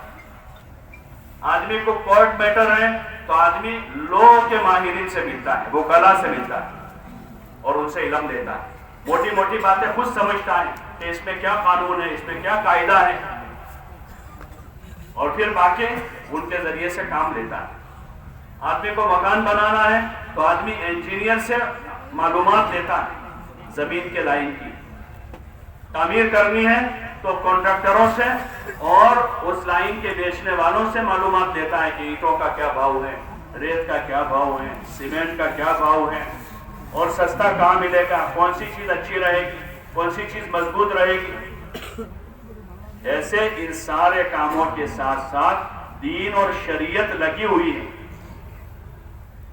سارے کاموں کے ساتھ۔ کورٹ میں کیس ہے، اس کیس کے ساتھ بھی شریعت ہے۔ یہ نہیں کہ وکیل مضبوط کر لیا ہے، وہ جھوٹ بھی بولے، سچ بھی بولے، کسی طرح ہم کو کیس جیت کر دے دے،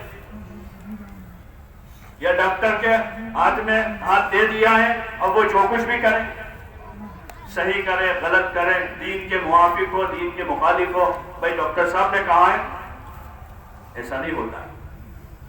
انجینئر صاحب نے بنایا ہے، چاہے اس نقشے میں گھر ایسا بنے کہ عورتیں گھر میں چلتی پھرتی ساری باہر سے نظر آئے، جیسے آج کل پلان بناتے ہیں اور پھر کہتے ہیں اصل میں ہمارا نیا بہت اچھا انجینئر بمبئی سے آیا ہے، انہوں نے پلان بنایا، اور پلان ایسا ہے کہ پورا گھر جو ہے شو روم کی طرح باہر سے دکھتا ہے، کہ اندر عورتیں گھوم رہی ہیں، پھر رہی ہیں، کچن میں کام کرتی عورت دکھ رہی ہے، آدمی سویا ہوا ہے تو اس کا پلنگ دکھ رہا ہے باہر سے، اوپر کسی جگہ بچے بیٹھے ہوئے تو وہ باہر سے دکھ رہے ہیں، اس لیے کہ شریعت اندر سے نکلی ہوئی ہے۔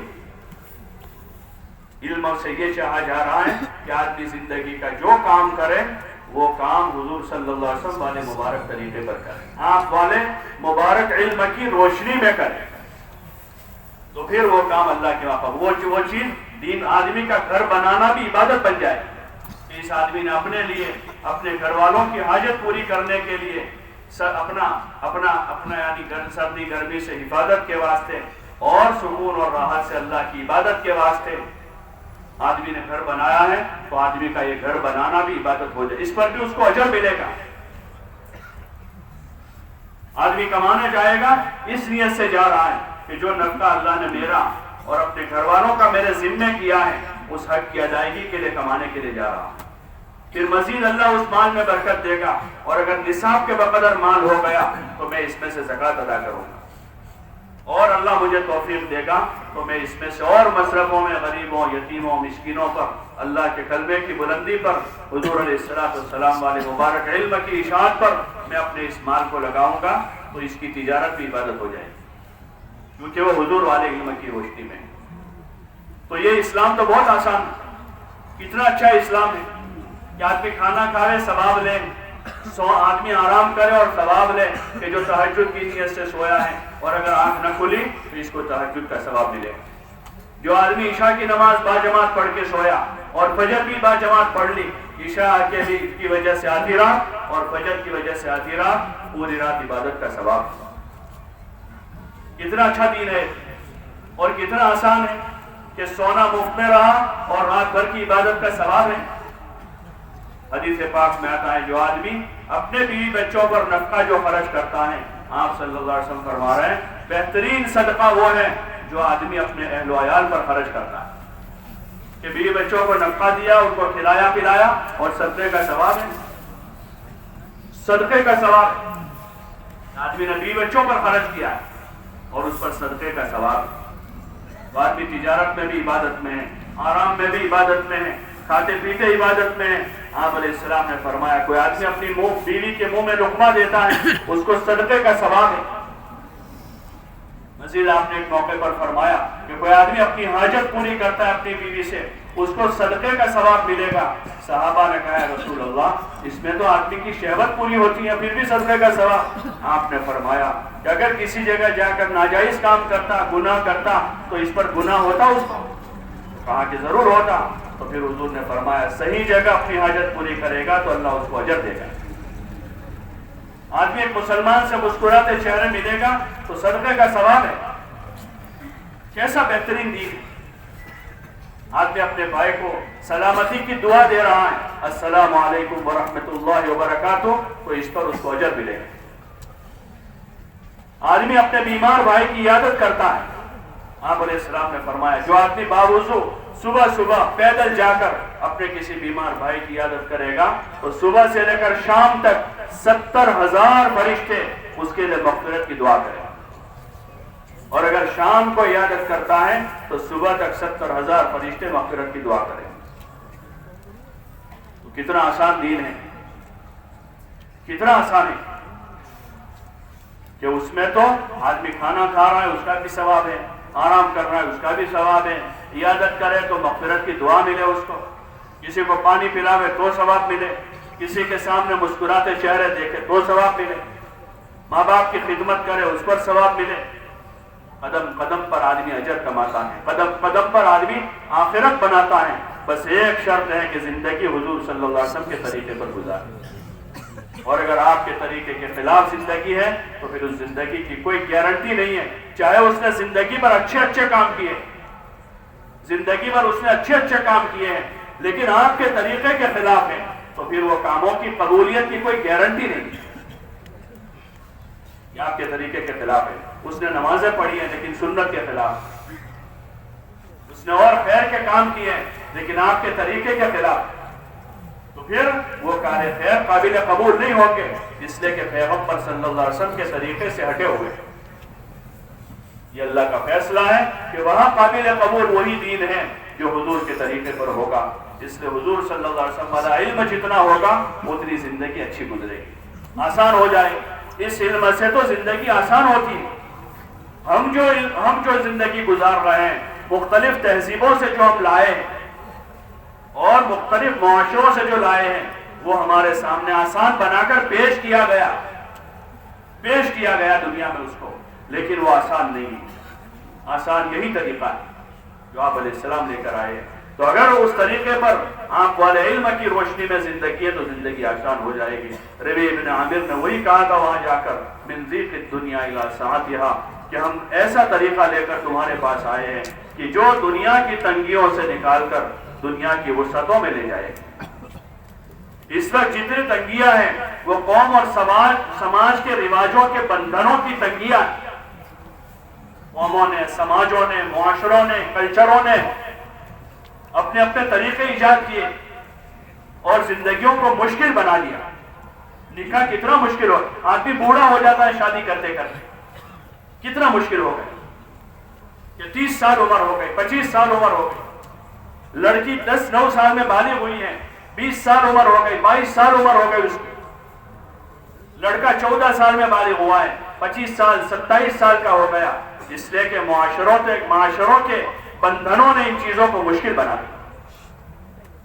اگر اسلام کے طریقے پر آوے تو آپ علیہ السلام کا طریقہ بڑا آسان ہے۔ صحابہ میں چلتے چلتے لوگ نکاح کر لیتے ہیں، آپ علیہ السلام نے سفر میں شادی کر لی، سفر میں ہیں آپ اور آپ نے نکاح کر لیا، اور اسی سفر میں واپسی میں رخصتی کر لی، اور اسی موقع پر آپ نے ولیمہ کھلا دیا۔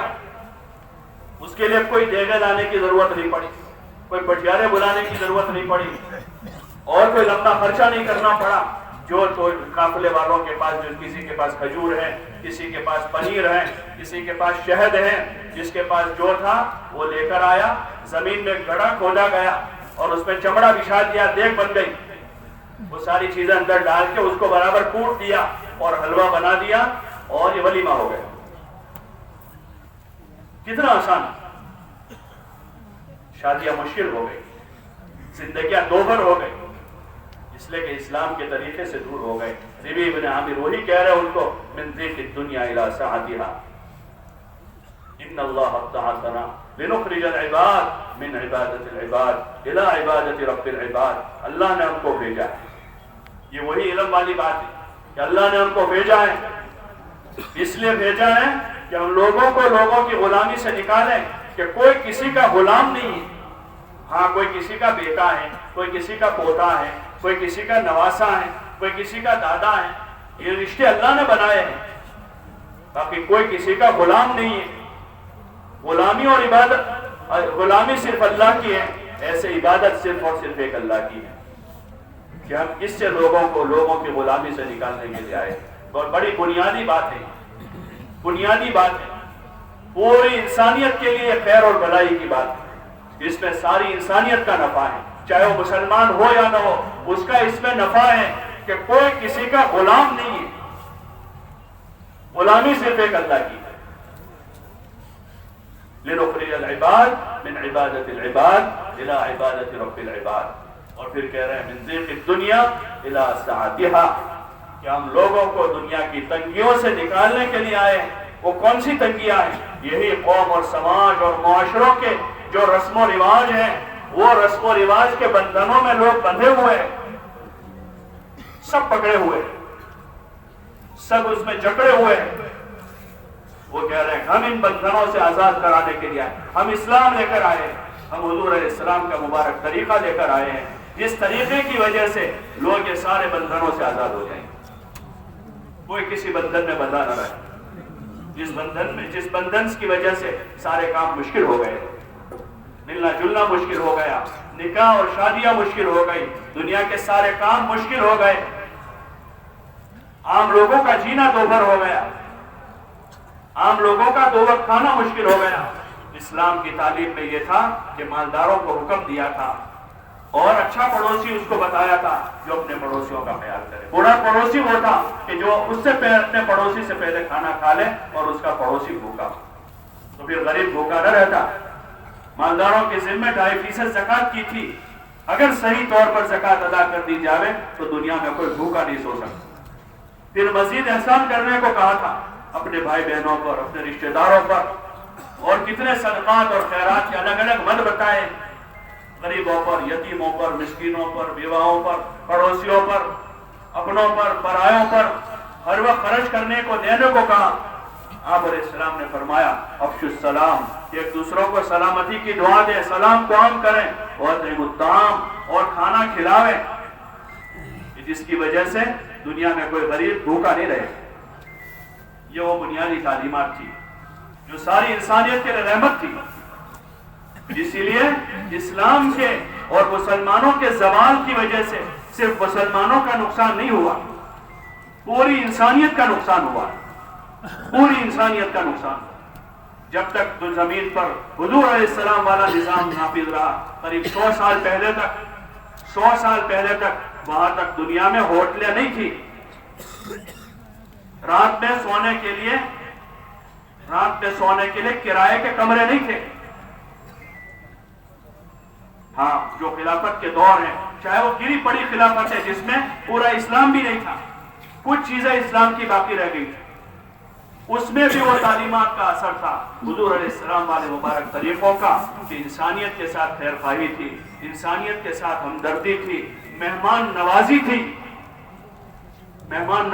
اس میں لوگوں کے ساتھ ہمدردی اور خیر خواہی تھی، جو آپ علیہ السلام کی تعلیمات کی بنیادی تعلیمات میں سے اور آپ کے کاموں میں بنیادی کاموں میں سے ہے کہ آپ صلی اللہ علیہ وسلم نے مکہ مکرمہ میں جو زندگی گزاری لوگوں کے درمیان میں، ابھی آپ کی بعثت نہیں ہوئی ہے، 40 سال کا آپ کا جو دور گزرا ہے مکہ میں، اس میں آپ نے ایک تو اللہ کی عبادت کی.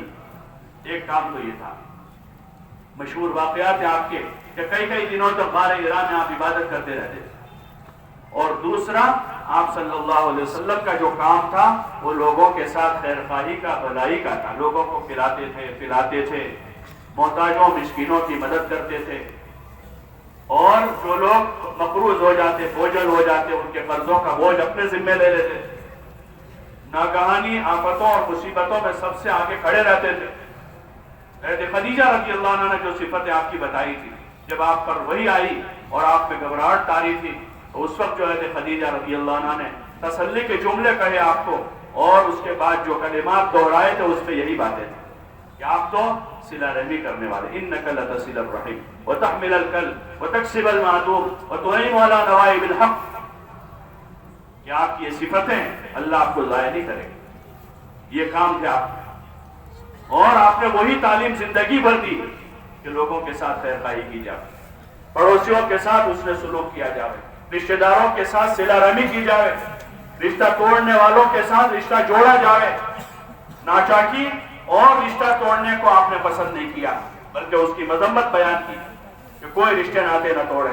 کوئی رشتہ توڑنے کے لیے نہیں ہے، صرف مجبوری میں، بہت زیادہ حد سے زیادہ مجبوری ہو جائے تو میاں بیوی کے درمیان میں طلاق کا رشتہ وہ رکھا تاکہ یہ زندگی بھر پریشان نہ رہے. باقی کوئی رشتہ آدمی توڑ نہیں سکتا. کوئی باپ کہے کہ تو میرا بیٹا نہیں، پیپر میں بھی لکھ کے ہو جائے گا ایسا؟ ارے بھائی ہوگا ایسا کہ اخبار میں دے دیا کہ فلاں میرا اس نسب کا ثابت بیٹا ہو اور وہ لکھ دے کہ میرا بیٹا نہیں، ہوگا ایسا؟ کوئی بیٹا نہ باپ گیا ایسے ہی کہ تو میرا باپ نہیں ہے، مجھے بہت پریشان کیا ہے، ایسا ہے ویسا ہے، ایسا ہو جائے گا؟ کوئی بھائی دوسرے بھائی کو کہا کہ تو میرا بھائی نہیں اور وہ سرنام بدل کے رہنے لگے تو ایسا ہوگا؟ ارے ہو سکے گا ایسا؟ کہ رشتے توڑنے کے لیے نہیں ہے، رشتے جوڑنے کے لیے. یہ تعلیم دی آپ کے علم میں، اس کی تعلیم ہے کہ اخلاق کے ساتھ رہیں، انصاف کریں، اپنے ساتھ بھی انصاف کریں، اولاد کے ساتھ بھی انصاف کریں، لوگوں کے ساتھ بھی انصاف کریں. جیسے ہم اپنے اوپر والوں سے، اپنے بڑوں سے انصاف چاہتے ہیں، ہر چھوٹا بڑوں سے انصاف چاہتا ہے. بیٹا کہتا ہے میرے باپ انصاف نہیں کر رہا، محلے کے لوگ کہتے ہیں ہمارا چودھری انصاف نہیں کر رہا، گاؤں والے کہتے ہیں کہ ہمارا سرپنچ انصاف نہیں کر رہا. ارے کہتے نہیں کہتے، ہونا بھی چاہیے، انصاف ہونا چاہیے. تو ایسے جس کے ہاتھ میں جتنا کنٹرول ہے، جس کے ہاتھ میں جتنا کنٹرول ہے، وہ اپنے اس کنٹرول میں انصاف رکھے. یہ ہر ایک کو اس کی تعلیم ہے. حضور علیہ السلام نے اس کی تعلیم دی ہے کہ انصاف کے ساتھ رہیں. اللہ بھی حکم دیتا ہے ان اللہ یأمرکم بالعدل، کہ انصاف کریں، اپنے ساتھ بھی انصاف کریں، کہ اپنے ساتھ بھی ظلم نہ کریں، کہ آدمی شرک نہ کریں، کہ شرک بہت بڑا ظلم ہے. آدمی کسی پر ظلم نہ کریں کہ یہ ناانصافی کی بات ہے، اس لیے کہ اس ظلم کی وجہ سے آدمی پریشان ہوگا، دنیا میں بھی اور آخرت میں بھی پریشان ہوگا. تو آدمی انصاف کے ساتھ رہے گا، لیکن اس وقت ہوگا کہ جب علم آدمی کے پاس ہوگا. اس لیے علم سیکھنا ہے، اور جیسے مقدمہ ہوتا ہے تو وکیل سے مل کر سیکھ لیتے ہیں، اور بیماری ہوتی ہے تو ڈاکٹر سے سیکھ لیتے ہیں. بعض مرتبہ کوئی آدمی 2-4 سال کسی ایک مرض میں رہتا ہے تو اس مرض کے علاج کا وہ اسپیشلسٹ ہو جاتا ہے، جتنی دوائیاں وہ جانتا ہے. لیکن 10 سال سے تجارت کرتے ہیں، لیکن 10 سال میں تجارت کے مسئلے نہیں سیکھے. 20 سال سے کھیتی کر رہے ہیں، لیکن 20 سال میں زراعت کے مسئلوں کا پتہ نہیں. 5 سال سے بیمار ہیں لیکن بیماری کے دین کا پتہ نہیں ہے کہ بیماری میں کیا دین ہے، پاکی ناپاکی کے کیا مسائل ہے، اس میں نماز کا کیا مسئلہ ہوگا، اگر نماز بیٹھ کر پڑھنی ہے تو کون سی نماز ہوگی جو بیٹھ کر پڑھی جائے گی، کس طرح پڑھی جائے گی۔ وہ اس بیماری کے علاج کا آدمی ڈاکٹر بن گیا، لیکن اس بیماری میں نماز کیسی پڑھنی ہے، اس لیے کہ اس علم کی طرف سے اس علم کی طرف میلان نہیں ہے جو ہمارا حقیقی علم ہے، جو بنیادی علم ہے، ساری انسانیت کا علم ہے، چھوٹے بڑے جوان بوڑھے سب کے لیے اس کا سیکھنا ضروری ہے۔ جیسے آپ صلی اللہ علیہ وسلم کے زمانے میں تعلیم کا ایسا نظام بنایا کہ آپ کے ماحول میں کوئی جاہل نہیں تھا۔ صحابہ کی صفت ابن مسعود بیان کر رہے ہیں، اعمقہم علما، ابن مسعود فرما رہے ہیں، ابرہم قلوبا واعمقہم علما واقلہم تکلفا۔ صحابہ کے بارے میں کہہ رہے ہیں علم میں گہرے تھے وہ، یعنی اپنا علم جانتے تھے اور اپنے علم پر عمل کرتے تھے۔ اس لیے کوشش کرنی ہے ہمیں، یہ نقل و حرکت سے چاہا جا رہا ہے کہ یہ نقل و حرکت کے ساتھ ساتھ علم بھی دنیا میں منتقل ہو۔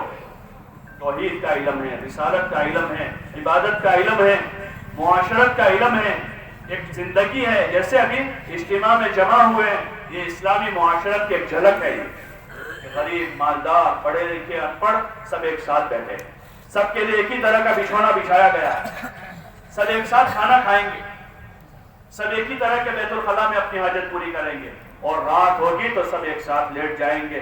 یہ حضور والی معاشرت کی ایک جھلک ہے، کوئی تکلف نہیں ہے، کوئی تصنع نہیں ہے، کوئی بناوٹ نہیں ہے، کوئی امیر غریب کا کوئی فرق نہیں ہے۔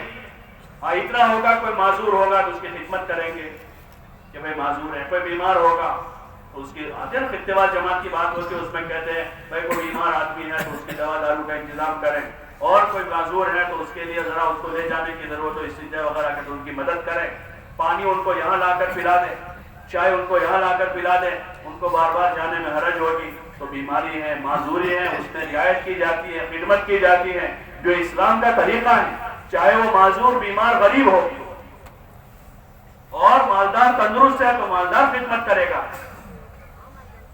یہ اسلامی معاشرے کی ایک جھلک ہے۔ جماعتوں میں لوگ وقت گزارتے 12 آدمی ہے، 15 آدمی ہے، کروڑ پتی آدمی ہے، اور ایک آدمی وہ ہے جو اس کے گیس کا چوکیدار ہے کروڑ پتی، لیکن جماعت میں جائیں گے دونوں ایک دسترخوان پر ساتھ میں کھانا کھائیں گے، دونوں ایک ہی صف میں نماز پڑھیں گے، دونوں ایک حلقے میں تعلیم سنیں گے، اور دونوں ایک حلقے میں قرآن کی مشق کریں گے۔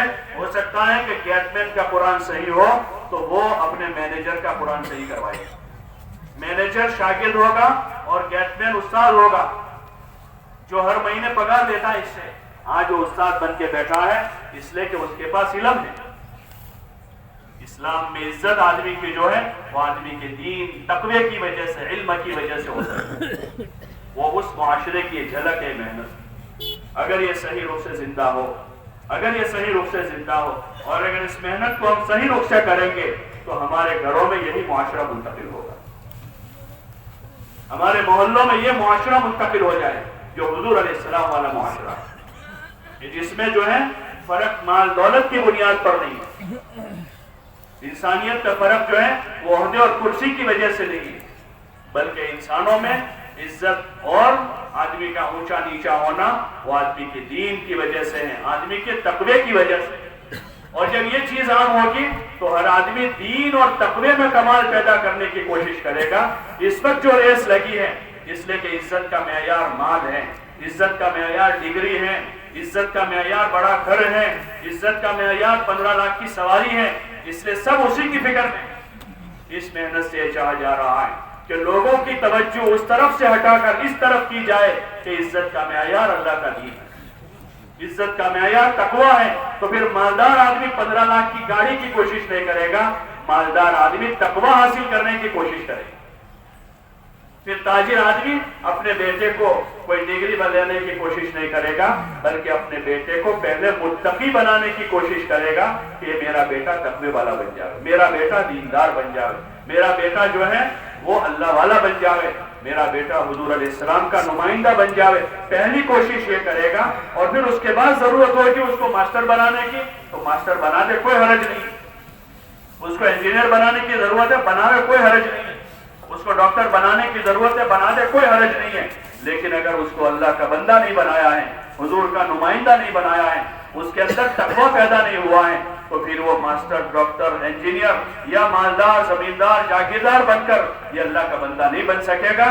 اور جب اللہ کا بندہ نہ بنے گا تو باپ کا بیٹا بھی نہیں بنے گا۔ جو اللہ کا بندہ نہیں، وہ باپ کا بیٹا کیسے بنے گا؟ جو اللہ کا بندہ بنے گا وہ بیٹا بنے گا۔ جو اللہ سے نہیں ڈرتا ہے، جس نے اس کو پیدا کیا، اس اللہ سے نہیں ڈرتا ہے جس نے زندگی دی ہے، اس اللہ سے نہیں ڈرتا ہے جس کے ہاتھ میں اس کی موت ہے، اس اللہ سے نہیں ڈرتا ہے جو سب سے بڑا ہے، تو وہ باپ سے کیسے ڈرے گا؟ اس لیے حضور علیہ السلام نے تعلیم دی، بچوں کو اللہ سے ڈراویں، ان کے اندر تقویٰ پیدا کریں، 7 سال کے ہو جائے نماز کا حکم کریں، 10 سال کے ہو جائے نماز کا پڑھنے پر تنبیہ کریں، ان کو اخلاق سکھاویں، ان کو ادب سکھاویں۔ یہ بنیادی تعلیمات ہیں جو اس محنت کے راستے سے چاہا جا رہا ہے کہ ہر چھوٹا، بڑا، جوان، بوڑھا اور امیر، فقیر سب جو ہے اپنے اندر یہ تعلیم حاصل کریں۔ جیسے حضور کے زمانے میں ایک طرف ابوبکر صدیق بھی ہیں، عبد الرحمن ابن عوف بھی ہیں، اور حضرت عثمان ابن عفان بھی ہیں، اور دوسری طرف حضرت زبیر بھی، طلحہ بھی ہیں، اور تیسری طرف وہاں حضرت صہیب اور بلال اور حضرت خباب، اس نوعیت کے سب مل جل کر دین سیکھ رہے ہیں، سکھا رہے ہیں، سب اللہ کی عبادت کر رہے ہیں، سب انسانیت کے ساتھ خیرخواہی کر رہے ہیں، اور وہی سب جو ہیں اللہ کے دین کی نسبت پر قربانیاں دے رہے ہیں کہ آپس میں ایسا ایک پاکیزہ ماحول بناتے ہوئے ہمدردی کا اور خیرخواہی کا اس ماحول میں دین کو دیا جا رہا ہے۔ صرف خدمت کے لیے نہیں ہے، خدمتیں صرف خدمت کے لیے نہیں ہے، بلکہ اس خدمت کے ساتھ ساتھ حضور علیہ السلام نے اپنی خدمت اور اخلاق کے ذریعے سے لوگوں میں دین کو زندہ کیا، تعلیم کو زندہ کیا۔ باپ بچوں کی خدمت کی صحابہ نے، اس کے ساتھ ان کو دین دیا، صرف اتنا نہیں کیا ان کو خوب کھلایا، پلایا، پہنایا، بڑے بڑے گھر بنا دی، ایسا نہ ہوا، بلکہ ان کے ساتھ اچھے اخلاق سے اچھی معاشرت قائم کی، اور اس اچھی معاشرت کے ساتھ ساتھ صحابہ نے اپنی بیویوں کو، اپنے بچوں کو علم دیا، یہاں تک کہ انہوں نے اپنے غلاموں اور نوکروں کو علم سکھایا، ان کو کھلایا پلایا۔ ایک موقع پر ایک صحابی آئے تو ان کا اور ان کے نوکر کا لباس ایک ہی طرح کا تھا، تو کسی نے کہا یہ کیا بات ہوئی بھائی، تمہارے جیسا لباس تمہارے نوکر نے پہنا ہے؟ تو انہوں نے کہا ایک مرتبہ حضور صلی اللہ علیہ وسلم کے ساتھ سے آپ صلی اللہ علیہ وسلم نے فرمایا تھا کہ تم جو کھاؤ وہ اپنے غلاموں کو کھلاؤ، اس لیے میں نے اپنے نوکر کو وہی پہنایا ہے جو میں پہنتا ہوں۔ تو ان کی خدمت تو خوب کی جائے گی، غلاموں کی بھی، نوکروں کی بھی، لیکن اس کے ساتھ ساتھ اس خدمت کے ساتھ ان کی نماز کی فکر کریں کہ بھئی ہمارے کھیت میں مزدوری کرتے ہیں، یا ہماری دکان پر کام کرتے ہیں، ہماری ہوٹل میں اسٹاف ہیں، وہ ہمارے نوکر چاکر ہیں، ان کے ساتھ اس نے سلوک کریں گے، اور اس کے ساتھ ساتھ ان کو دین دیں گے کہ یہ ہماری دکان سے، ہماری میل سے، ہماری فیکٹری سے، ہماری ہوٹل سے، ان کو جو ہے ایک طرف جہاں ان کو تنخواہ ملے، وہاں دوسری طرف ان کو ایمان ملے، دوسری طرف وہاں ان کو اللہ کی عبادت کا ذوق ملے، وہ اپنے مالک کو دیکھے کہ جب بھی یہ فارغ ہوتا ہے قرآن پڑھتا ہے، جب بھی یہ فارغ ہوتا ہے نفلیں پڑھتا ہے، جب یہ فارغ ہوتا ہے تو کتاب پڑھتا ہے۔ ابھی وہ اسٹاف دیکھ رہا ہے تو وہ اس کی وہ صحبت مل رہی ہے، نماز پڑھنے والے مالک کی، تلاوت کرنے والا، ذکر کرنے والا، کتاب پڑھنے والا، دعوت دینے والا، تو ان نوکروں کو، چاکروں کو یہ صحبت مل رہی ہے، اور دوسری طرف اس کو یہ صحبت مل رہی ہے کہ یہ فارغ ہوتا ہے تو آفس میں بیٹھ کے ٹی وی دیکھتا ہے، یہ فارغ ہوتا ہے تو باہر بیٹھ کے گپے لگاتا ہے، اور یہ جب اندر چلتا پھرتا ہے، راؤنڈ لگاتا ہے تو گالیاں دیتا ہے۔ مینیجر دیکھ رہا ہے کہ سیٹ گالیاں دے رہا ہے، تو اب سیٹ جائے گا تو مینیجر گالیاں دے گا نیچے والوں کو، اور مینیجر جائے گا تو اس کے نیچے والوں کو گالی دیں گے، اور اگر دیکھ رہے ہیں کہ اوپر والے وہ ان کو جو ہے کبھی قرآن پڑھتے ہوئے، کبھی نماز پڑھتے ہوئے، کبھی دعوت دے رہے ہیں، کبھی اپنے نوکروں سے شفقت محبت سے بات کر رہے ہیں، ان کے اہل و عیال کی خبر پوچھ رہے ہیں، ان کے بچوں کی خیریت پوچھ رہے ہیں، ان کے ساتھ خیرخواہی کر رہے ہیں۔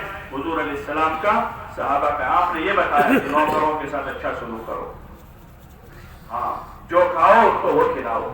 یہاں تک آپ نے ایک موقع پر فرمایا کہ اگر پورا کھانے کی گنجائش نہ ہو تو کم از کم پکانے والے اور خدمت کرنے والے کے 2 لقمے بھی کم از کم چھوڑ دو، کہ بعض مرتبہ ہے کہ زیادہ گنجائش نہیں ہوتی ہے، کھانا کم ہے، آپ جو تم کھا رہے ہو اس میں سے 2 لقمے بچا لو کم از کم، ان 2 لقموں کے ساتھ احسان کرو ان پر. یہ زندگی آپ نے بتائی، وہ زندگی کی ایک مشق ہے کہ پھر 4 مہینے میں چلوں میں ساتھ میں رہیں گے. کبھی مینیجر کھانا پکا رہا ہے اور گیٹ مین کھانا کھا رہا ہے. کبھی مینیجر کے ہاتھ میں کیتلی ہے، گیٹ مین کے ہاتھ میں کپ ہے، وہ کیتلی میں سے اس کے کپ میں دے رہا ہے، بھائی صاحب اور چاہیے اور پی لیجیے. یہ ایک معاشرہ ہے حضور والا. حضور علیہ السلام اپنے صحابہ کی خدمت کر رہے ہیں، صحابہ ایک دوسروں کی خدمت کر رہے ہیں. اسلام کا طریقہ یہ ہے کہ خدمت کے راستے سے آپس کے تعلقات کو اچھا کیا جائے اور خدمت کا اجر لیا جائے اللہ کے وہاں سے. اور دنیا داروں کا راستہ یہ ہے کہ پیسے والے مال والے جو ہے نیچے والوں کو دبا دبا کے ان سے کام کرا.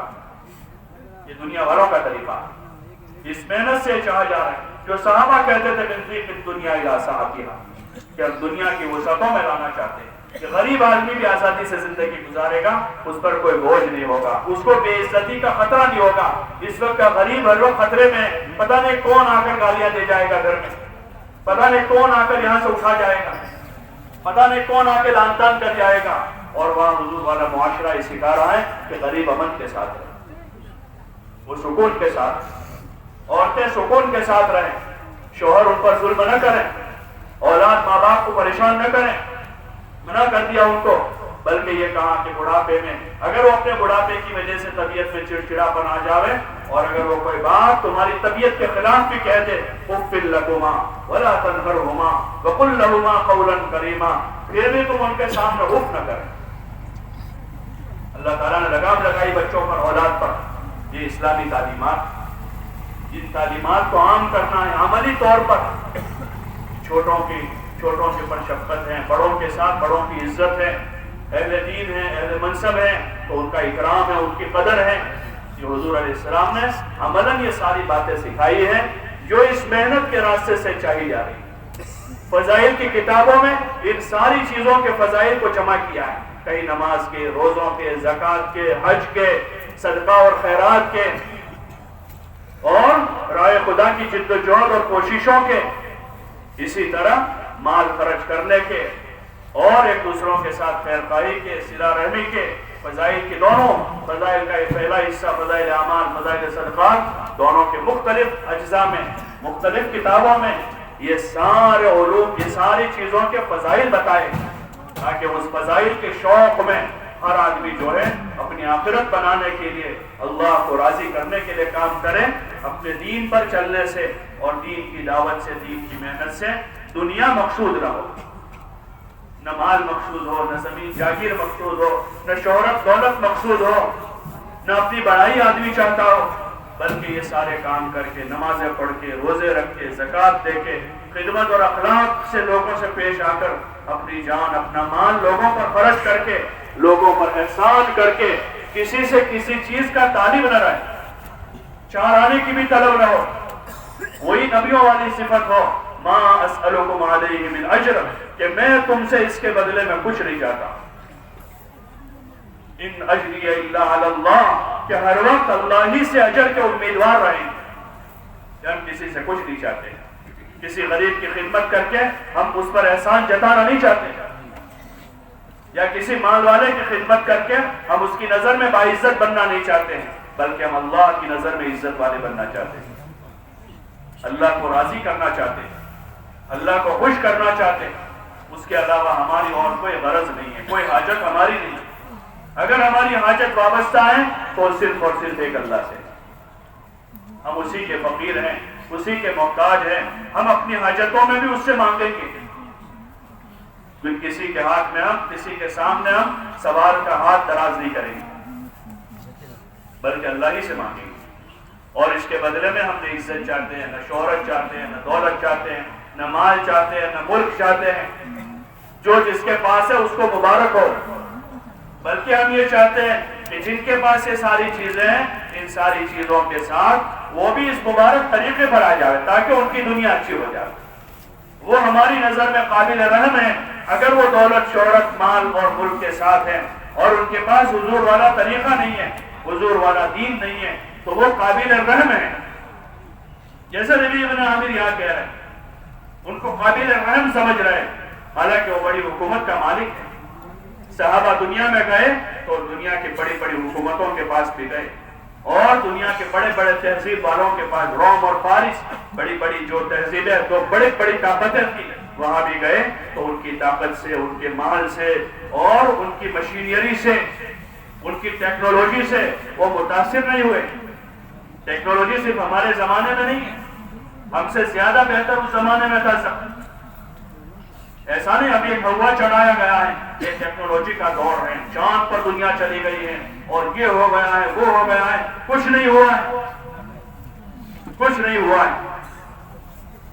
وہی انسان وہی خوراک کھاتا ہے، وہ چاہے چاند پر چلا جائے اس کو اسی خوراک کی ضرورت ہے جو زمین پر کھانی ہے اس کو۔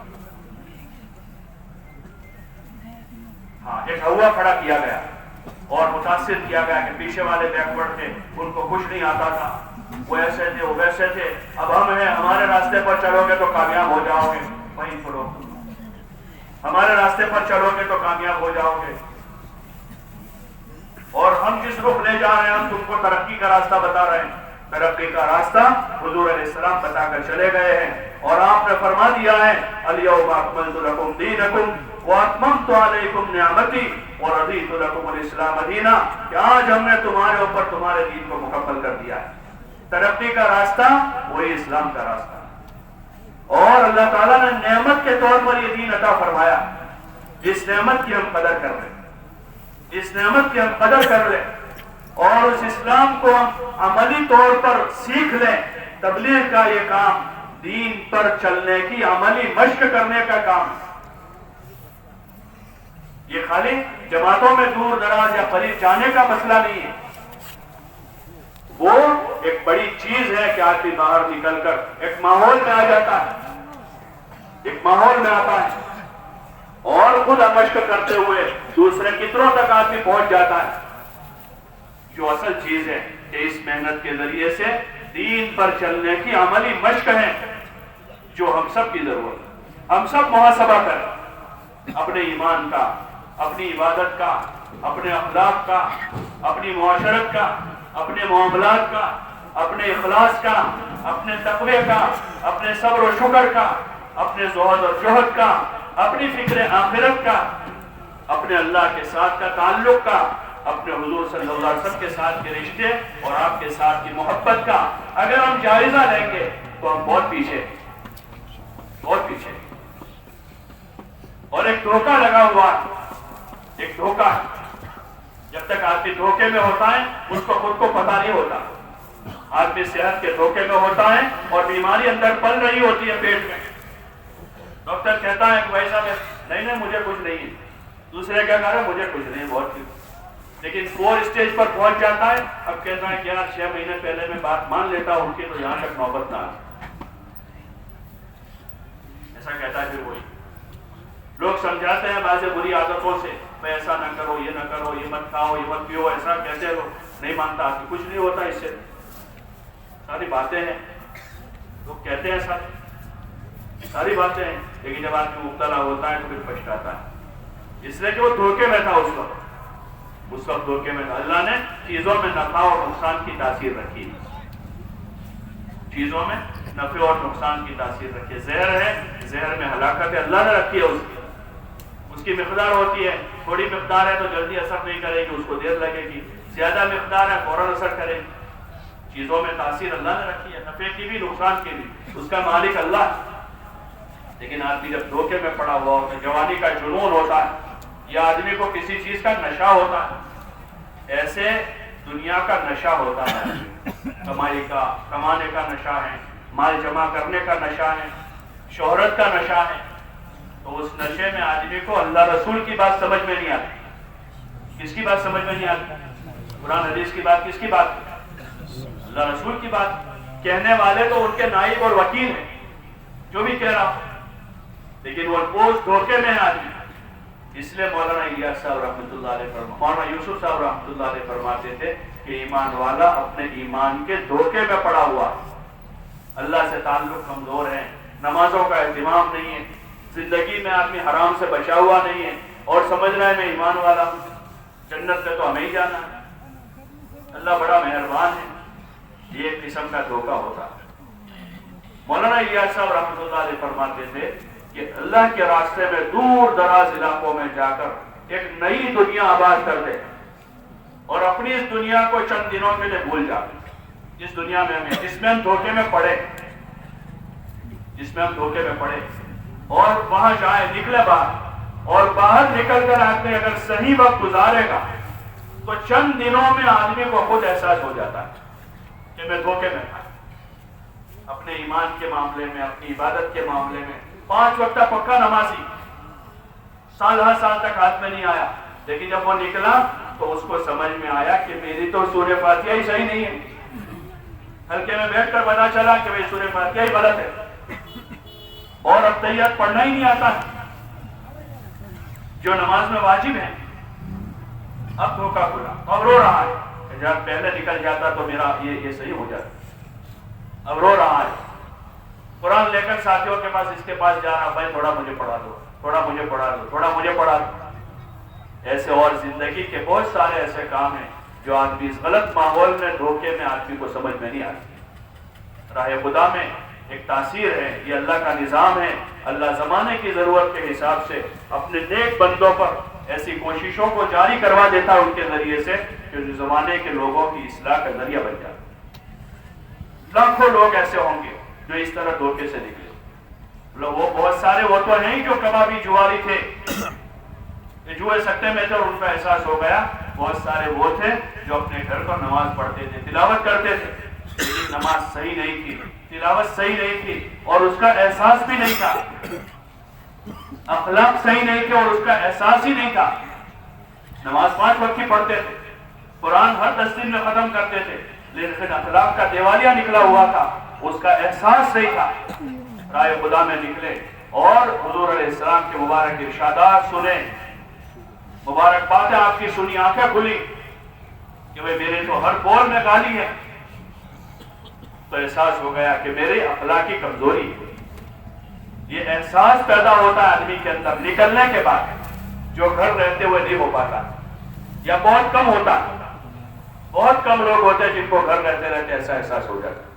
باقی عموماً یہ ہوتا ہے کہ راہ خدا میں نکلنے کے بعد حضور علیہ السلام کے ارشادات، آپ کے وعدے، آپ کی وعیدیں، آپ نے جو وعیدیں بیان کی ہیں غلط کاموں پر، جب آدمی ابھی تو اس وقت یہ ہے کہ ہم نے سنا ہی نہیں ہے اسلام کو، ہم نے اسلام کو سنا ہی نہیں ہے۔ بھائی نمازوں سے متعلق حضور کی کتنی حدیث ہے، روزوں سے متعلق روزے رکھنے اور اس کے فضائل ہیں، حج سے متعلق ہیں، حج کرنے کے کیا فائدے ہیں۔ آج ہی حج میں اس لیے گیا کہ ابا نے پڑھ لیا تھا اور اس نے کہا تھا کہ 2 سال کے ساتھ تجھے بھی بھیجوں گا، تو انتظار میں تھا 2 سال ہوں گے تو ابا مجھے بھیجیں گے، اس لیے حج میں جا رہا ہے۔ اور بڑا بھائی گیا ہے اس لیے چھوٹا بھائی لائن میں لگ گیا ہے کہ بڑے کا ہوگا اس لیے میں بھی جا رہا ہوں۔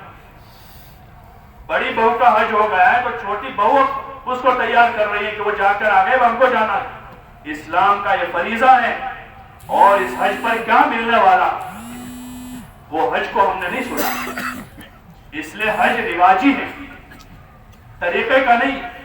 آدمی وہاں جا کے بھی سارے کام کر کے آتا ہے، وہ رواج کے طور پر کر کے آ جاتا ہے، سیکھ کر جانے والا، سمجھ کر جانے والا مجمع بہت بڑا ہوگا۔ یہ رواج بن گیا، عمرہ رواجی ہو گیا۔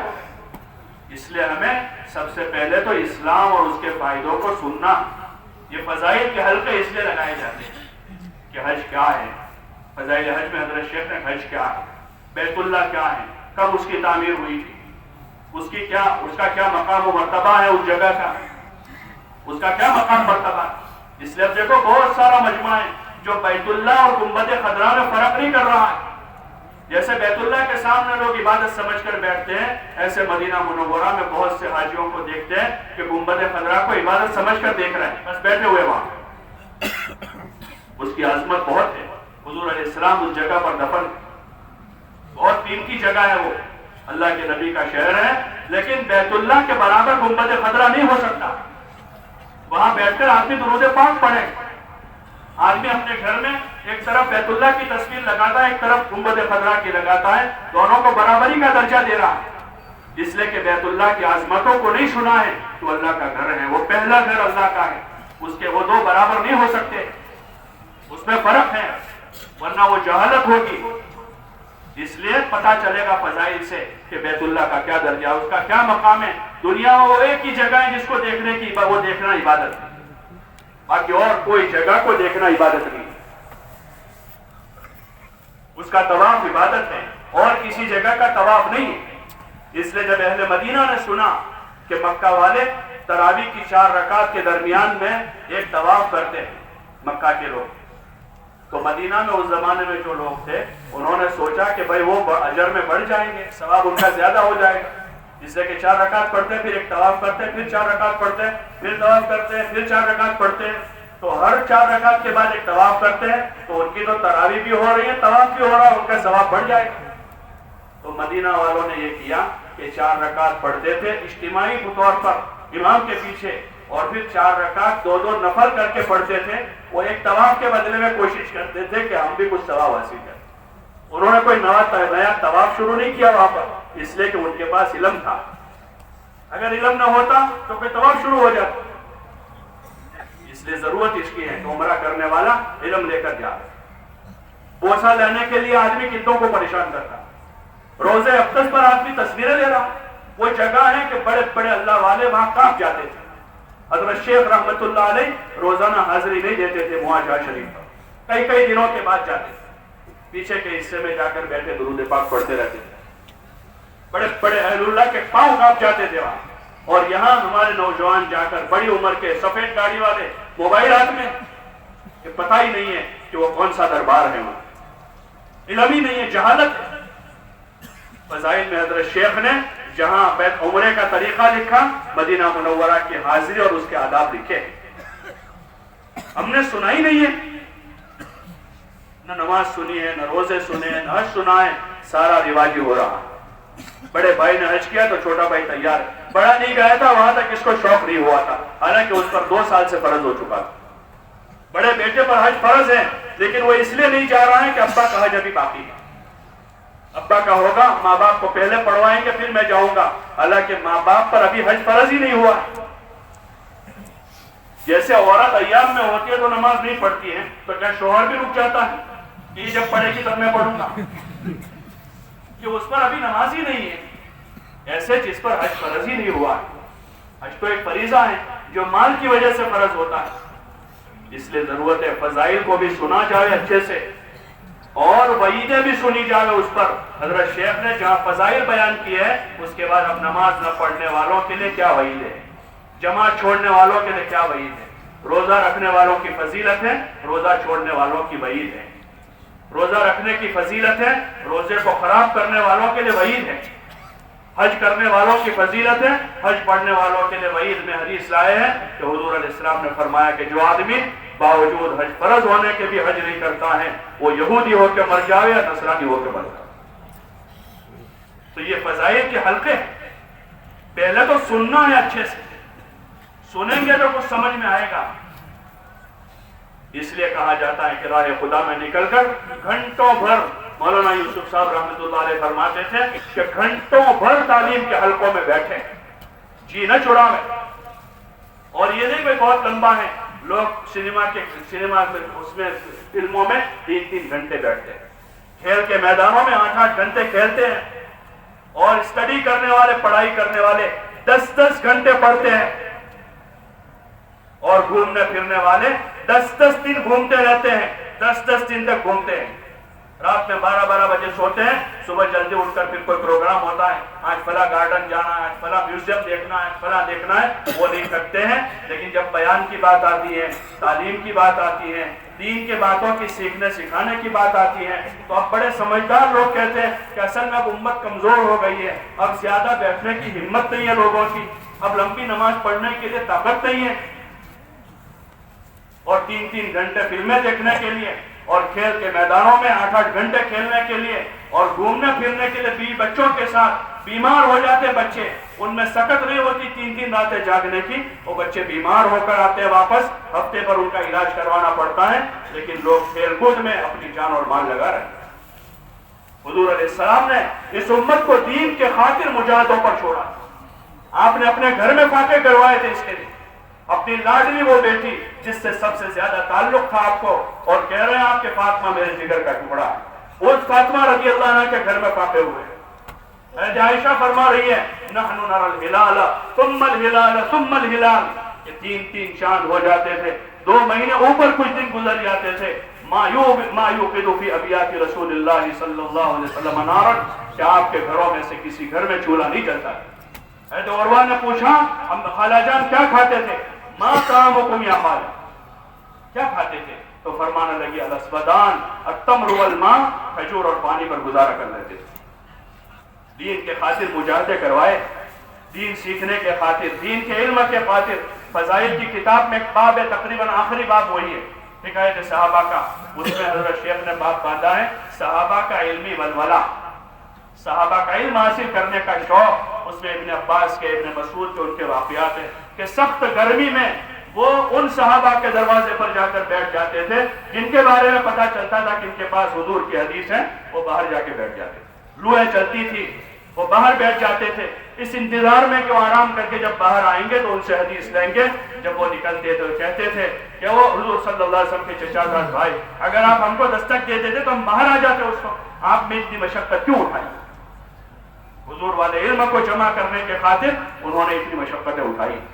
और अब जब इल्म की बात आती है, तालीम की बात आती है, दीन की बात आती है, जमात में जाने की बात आती, सब भाई हुआ कमजोर हो गए हैं, अब इतनी ताकत नहीं है। मौलाना इलियास साहब रहमतुल्लाह अलैह ने जिस वक्त इस मेहनत की बुनियाद डाली है, उस वक्त बहुत उम्मत में ज़ौक़ था। कोई 1 दिन देने को तैयार नहीं था, कोई 1 घंटा देने को तैयार नहीं था, कोई आधा घंटा देने को तैयार नहीं था। किसी ने हजरत मौलाना से कहा कि मौलाना आप 4 महीने की बात करते हैं, कोई आधा घंटा आपको नहीं दे रहा है।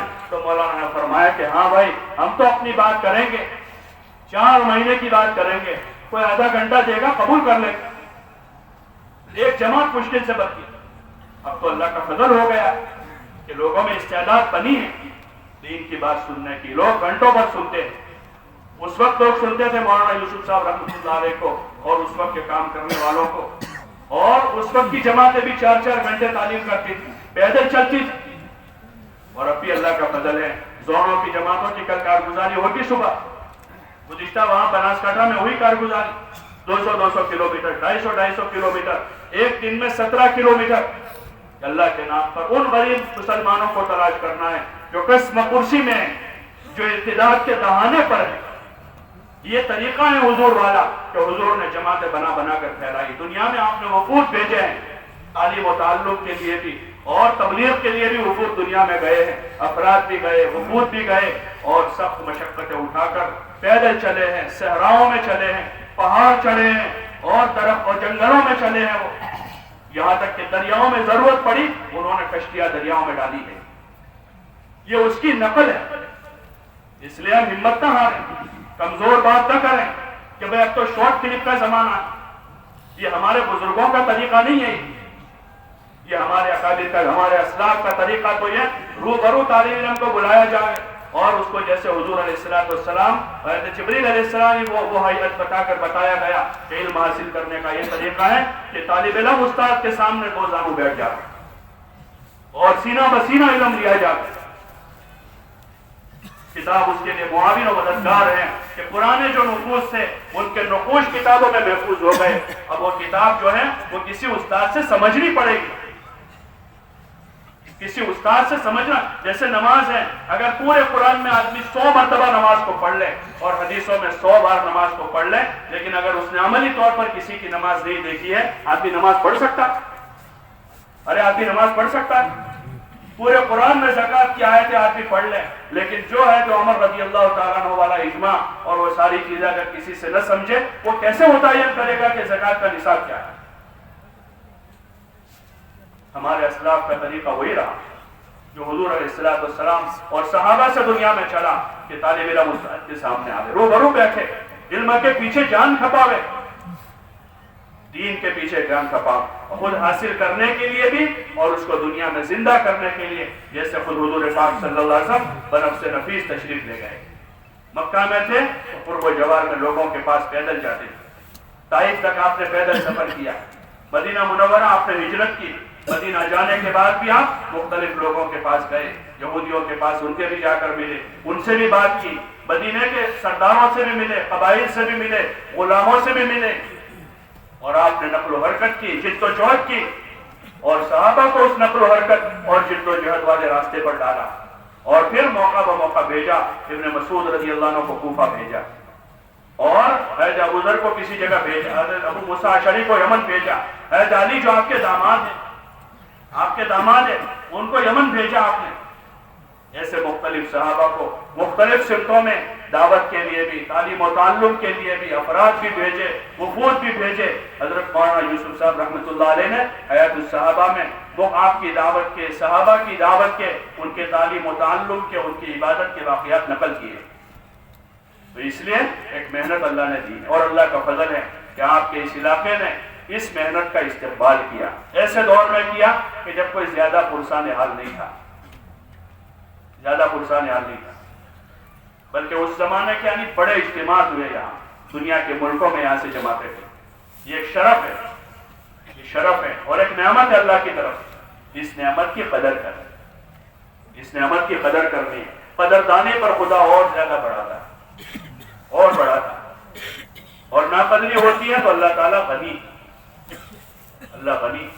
اس لیے اس رخ سے ہمیں ڈرنا چاہیے، اس رخ سے خوش ہونا چاہیے کہ اللہ تعالیٰ نے نعمت دی، علاقے کو نوازا، اس علاقے سے بڑے بڑے علماء تیار ہوئے، اور پھر وہ دنیا میں گئے، دنیا میں جا کر دین کا، دعوت کا، علم کا، اور حضور علیہ السلام کا، اللہ کا، رسول کا تعارف کروایا۔ یہ خوشی کی بات ہے، شکر کا مقام ہے۔ اور دوسری طرف یہ ہے کہ اب ہم ان کے پیچھے ہم کیسے وارث ثابت ہوتے ہیں۔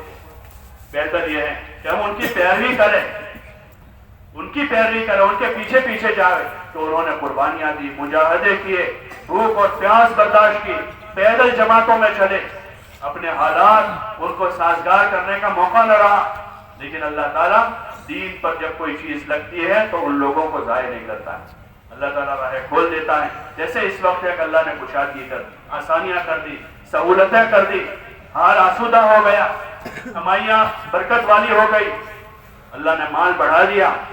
تو اب اس میں ایسا نہ ہو کہ وہ مال ہمیں اپنی طرف کھینچ لے، دین کی دعوت سے غافل کر دے۔ مال کے ساتھ آنے والی جو آسائش اور آرام ہے، وہ آرام کہیں دعوت سے غافل کر دے، اللہ کی طرف سے ملی ہوئی ذمہ داریوں سے ہم کو دور کر دے۔ ایسا نہ ہو۔ صحابہ اس بات سے ڈرتے رہے، جب ان کے پاس مال آیا تو روتے کہ کہیں ہماری قربانیاں اور مجاہدوں کا بدلہ تو دنیا میں نہیں مل گیا، روتے تھے۔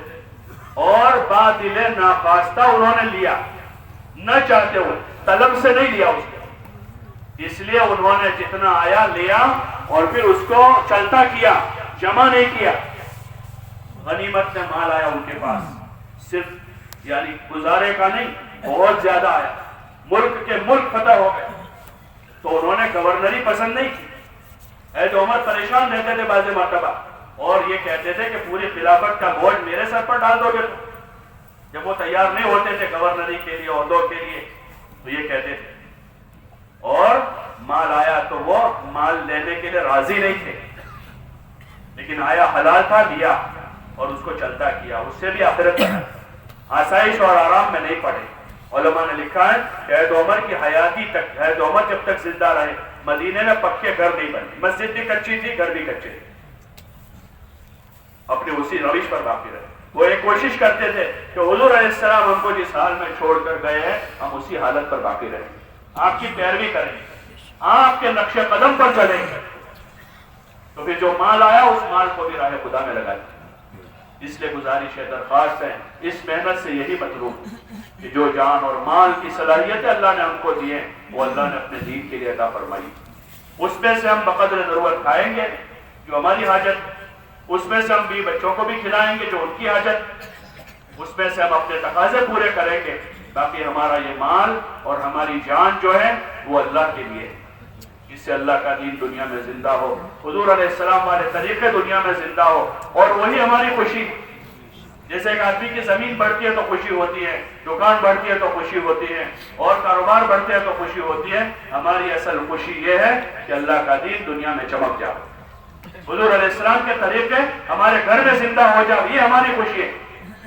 کہ سارے بچے کوالیفائڈ ہو گئے، یہ کوئی خوشی کی چیز نہیں ہے۔ ٹھیک ہے، ضرورت کی چیز ہے، وہ نہ پڑھتے تو کھیتی کر لیتے، تجارت کر لیتے، بہت سارے ذریعے ہیں اس کے لیے، تو بہت سارے ذریعے، لیکن خوشی کی بات یہ ہے کہ سارے بیٹے نمازی ہیں، سارے پوتے نمازی ہیں، گھر کے ماحول میں کوئی بے نمازی نہیں ہے، سب حضور کی سنت پر عمل کرنے والے ہیں، گھر میں حرام کا لقمہ نہیں آ رہا ہے، گھر میں حرام کا لقمہ نہیں ہے، اور گھر میں دین کی فکریں ہیں، گھر کی عورتیں بھی مرد بھی دین کے بارے میں فکر مند ہیں کہ ہمارے محلے میں کیسے دین زندہ ہو، محلے میں یہ فکر زندہ ہے کہ ہمارے محلے میں 100% دین کیسے آ جائے، اور محلے کی مسجد میں یہ فکر ہو رہی ہے کہ حضور والا یہ مبارک دین پورے عالم میں کیسے زندہ ہو جائے۔ یہ ہمارے لیے خوشی کی بات ہے۔ اس کے ساتھ اگر حلال روزی آ رہی ہے تو اللہ کی نعمت ہے، اللہ کی وہ رحمت ہے کہ اس میں اللہ کی اطاعت کی توفیق ہے، اور اگر اس کے بغیر ہے، اللہ کی اطاعت کے بغیر ہے، تو پھر وہ مال رحمت نہیں ہے، وہ دنیا رحمت نہیں ہے، وہ دنیا زحمت ہے۔ اس لیے ہم جان مال کو راہ خدا میں لگانے کی مشق کریں گے اس محنت سے۔ یہ ایک مشق ہے کہ راہ خدا میں 4 مہینے کے لیے خود بھی نکلیں، پھر اپنے بعد ابا ہیں، بھائی ہیں، بیٹا ہیں، چچا ہیں، ماموں ہیں، دادا ہیں، اپنے پڑوسی ہیں، رشتہ دار ہیں، گاؤں میں بستی میں ہمارے مسلمان بھائی ہیں، ان پر محنت کریں گے۔ ایک ایک فرد امت، ایک ایک فرد امت وہ حضور علیہ السلام والی ذمہ داریوں کو سمجھتے ہوئے آپ علیہ السلام اور صحابہ والے مبارک طریقے پر اپنے دین پر چلنے کی مشق کرتے ہوئے پورے عالم میں اللہ کا دین زندہ ہو، اس کی محنت پہ لگے۔ تو اس کے لیے سب تیار ہے بھائی؟ کون تیار ہے اس کے؟ نیت تو سبھی کریں، ہاں، ہر اچھے کام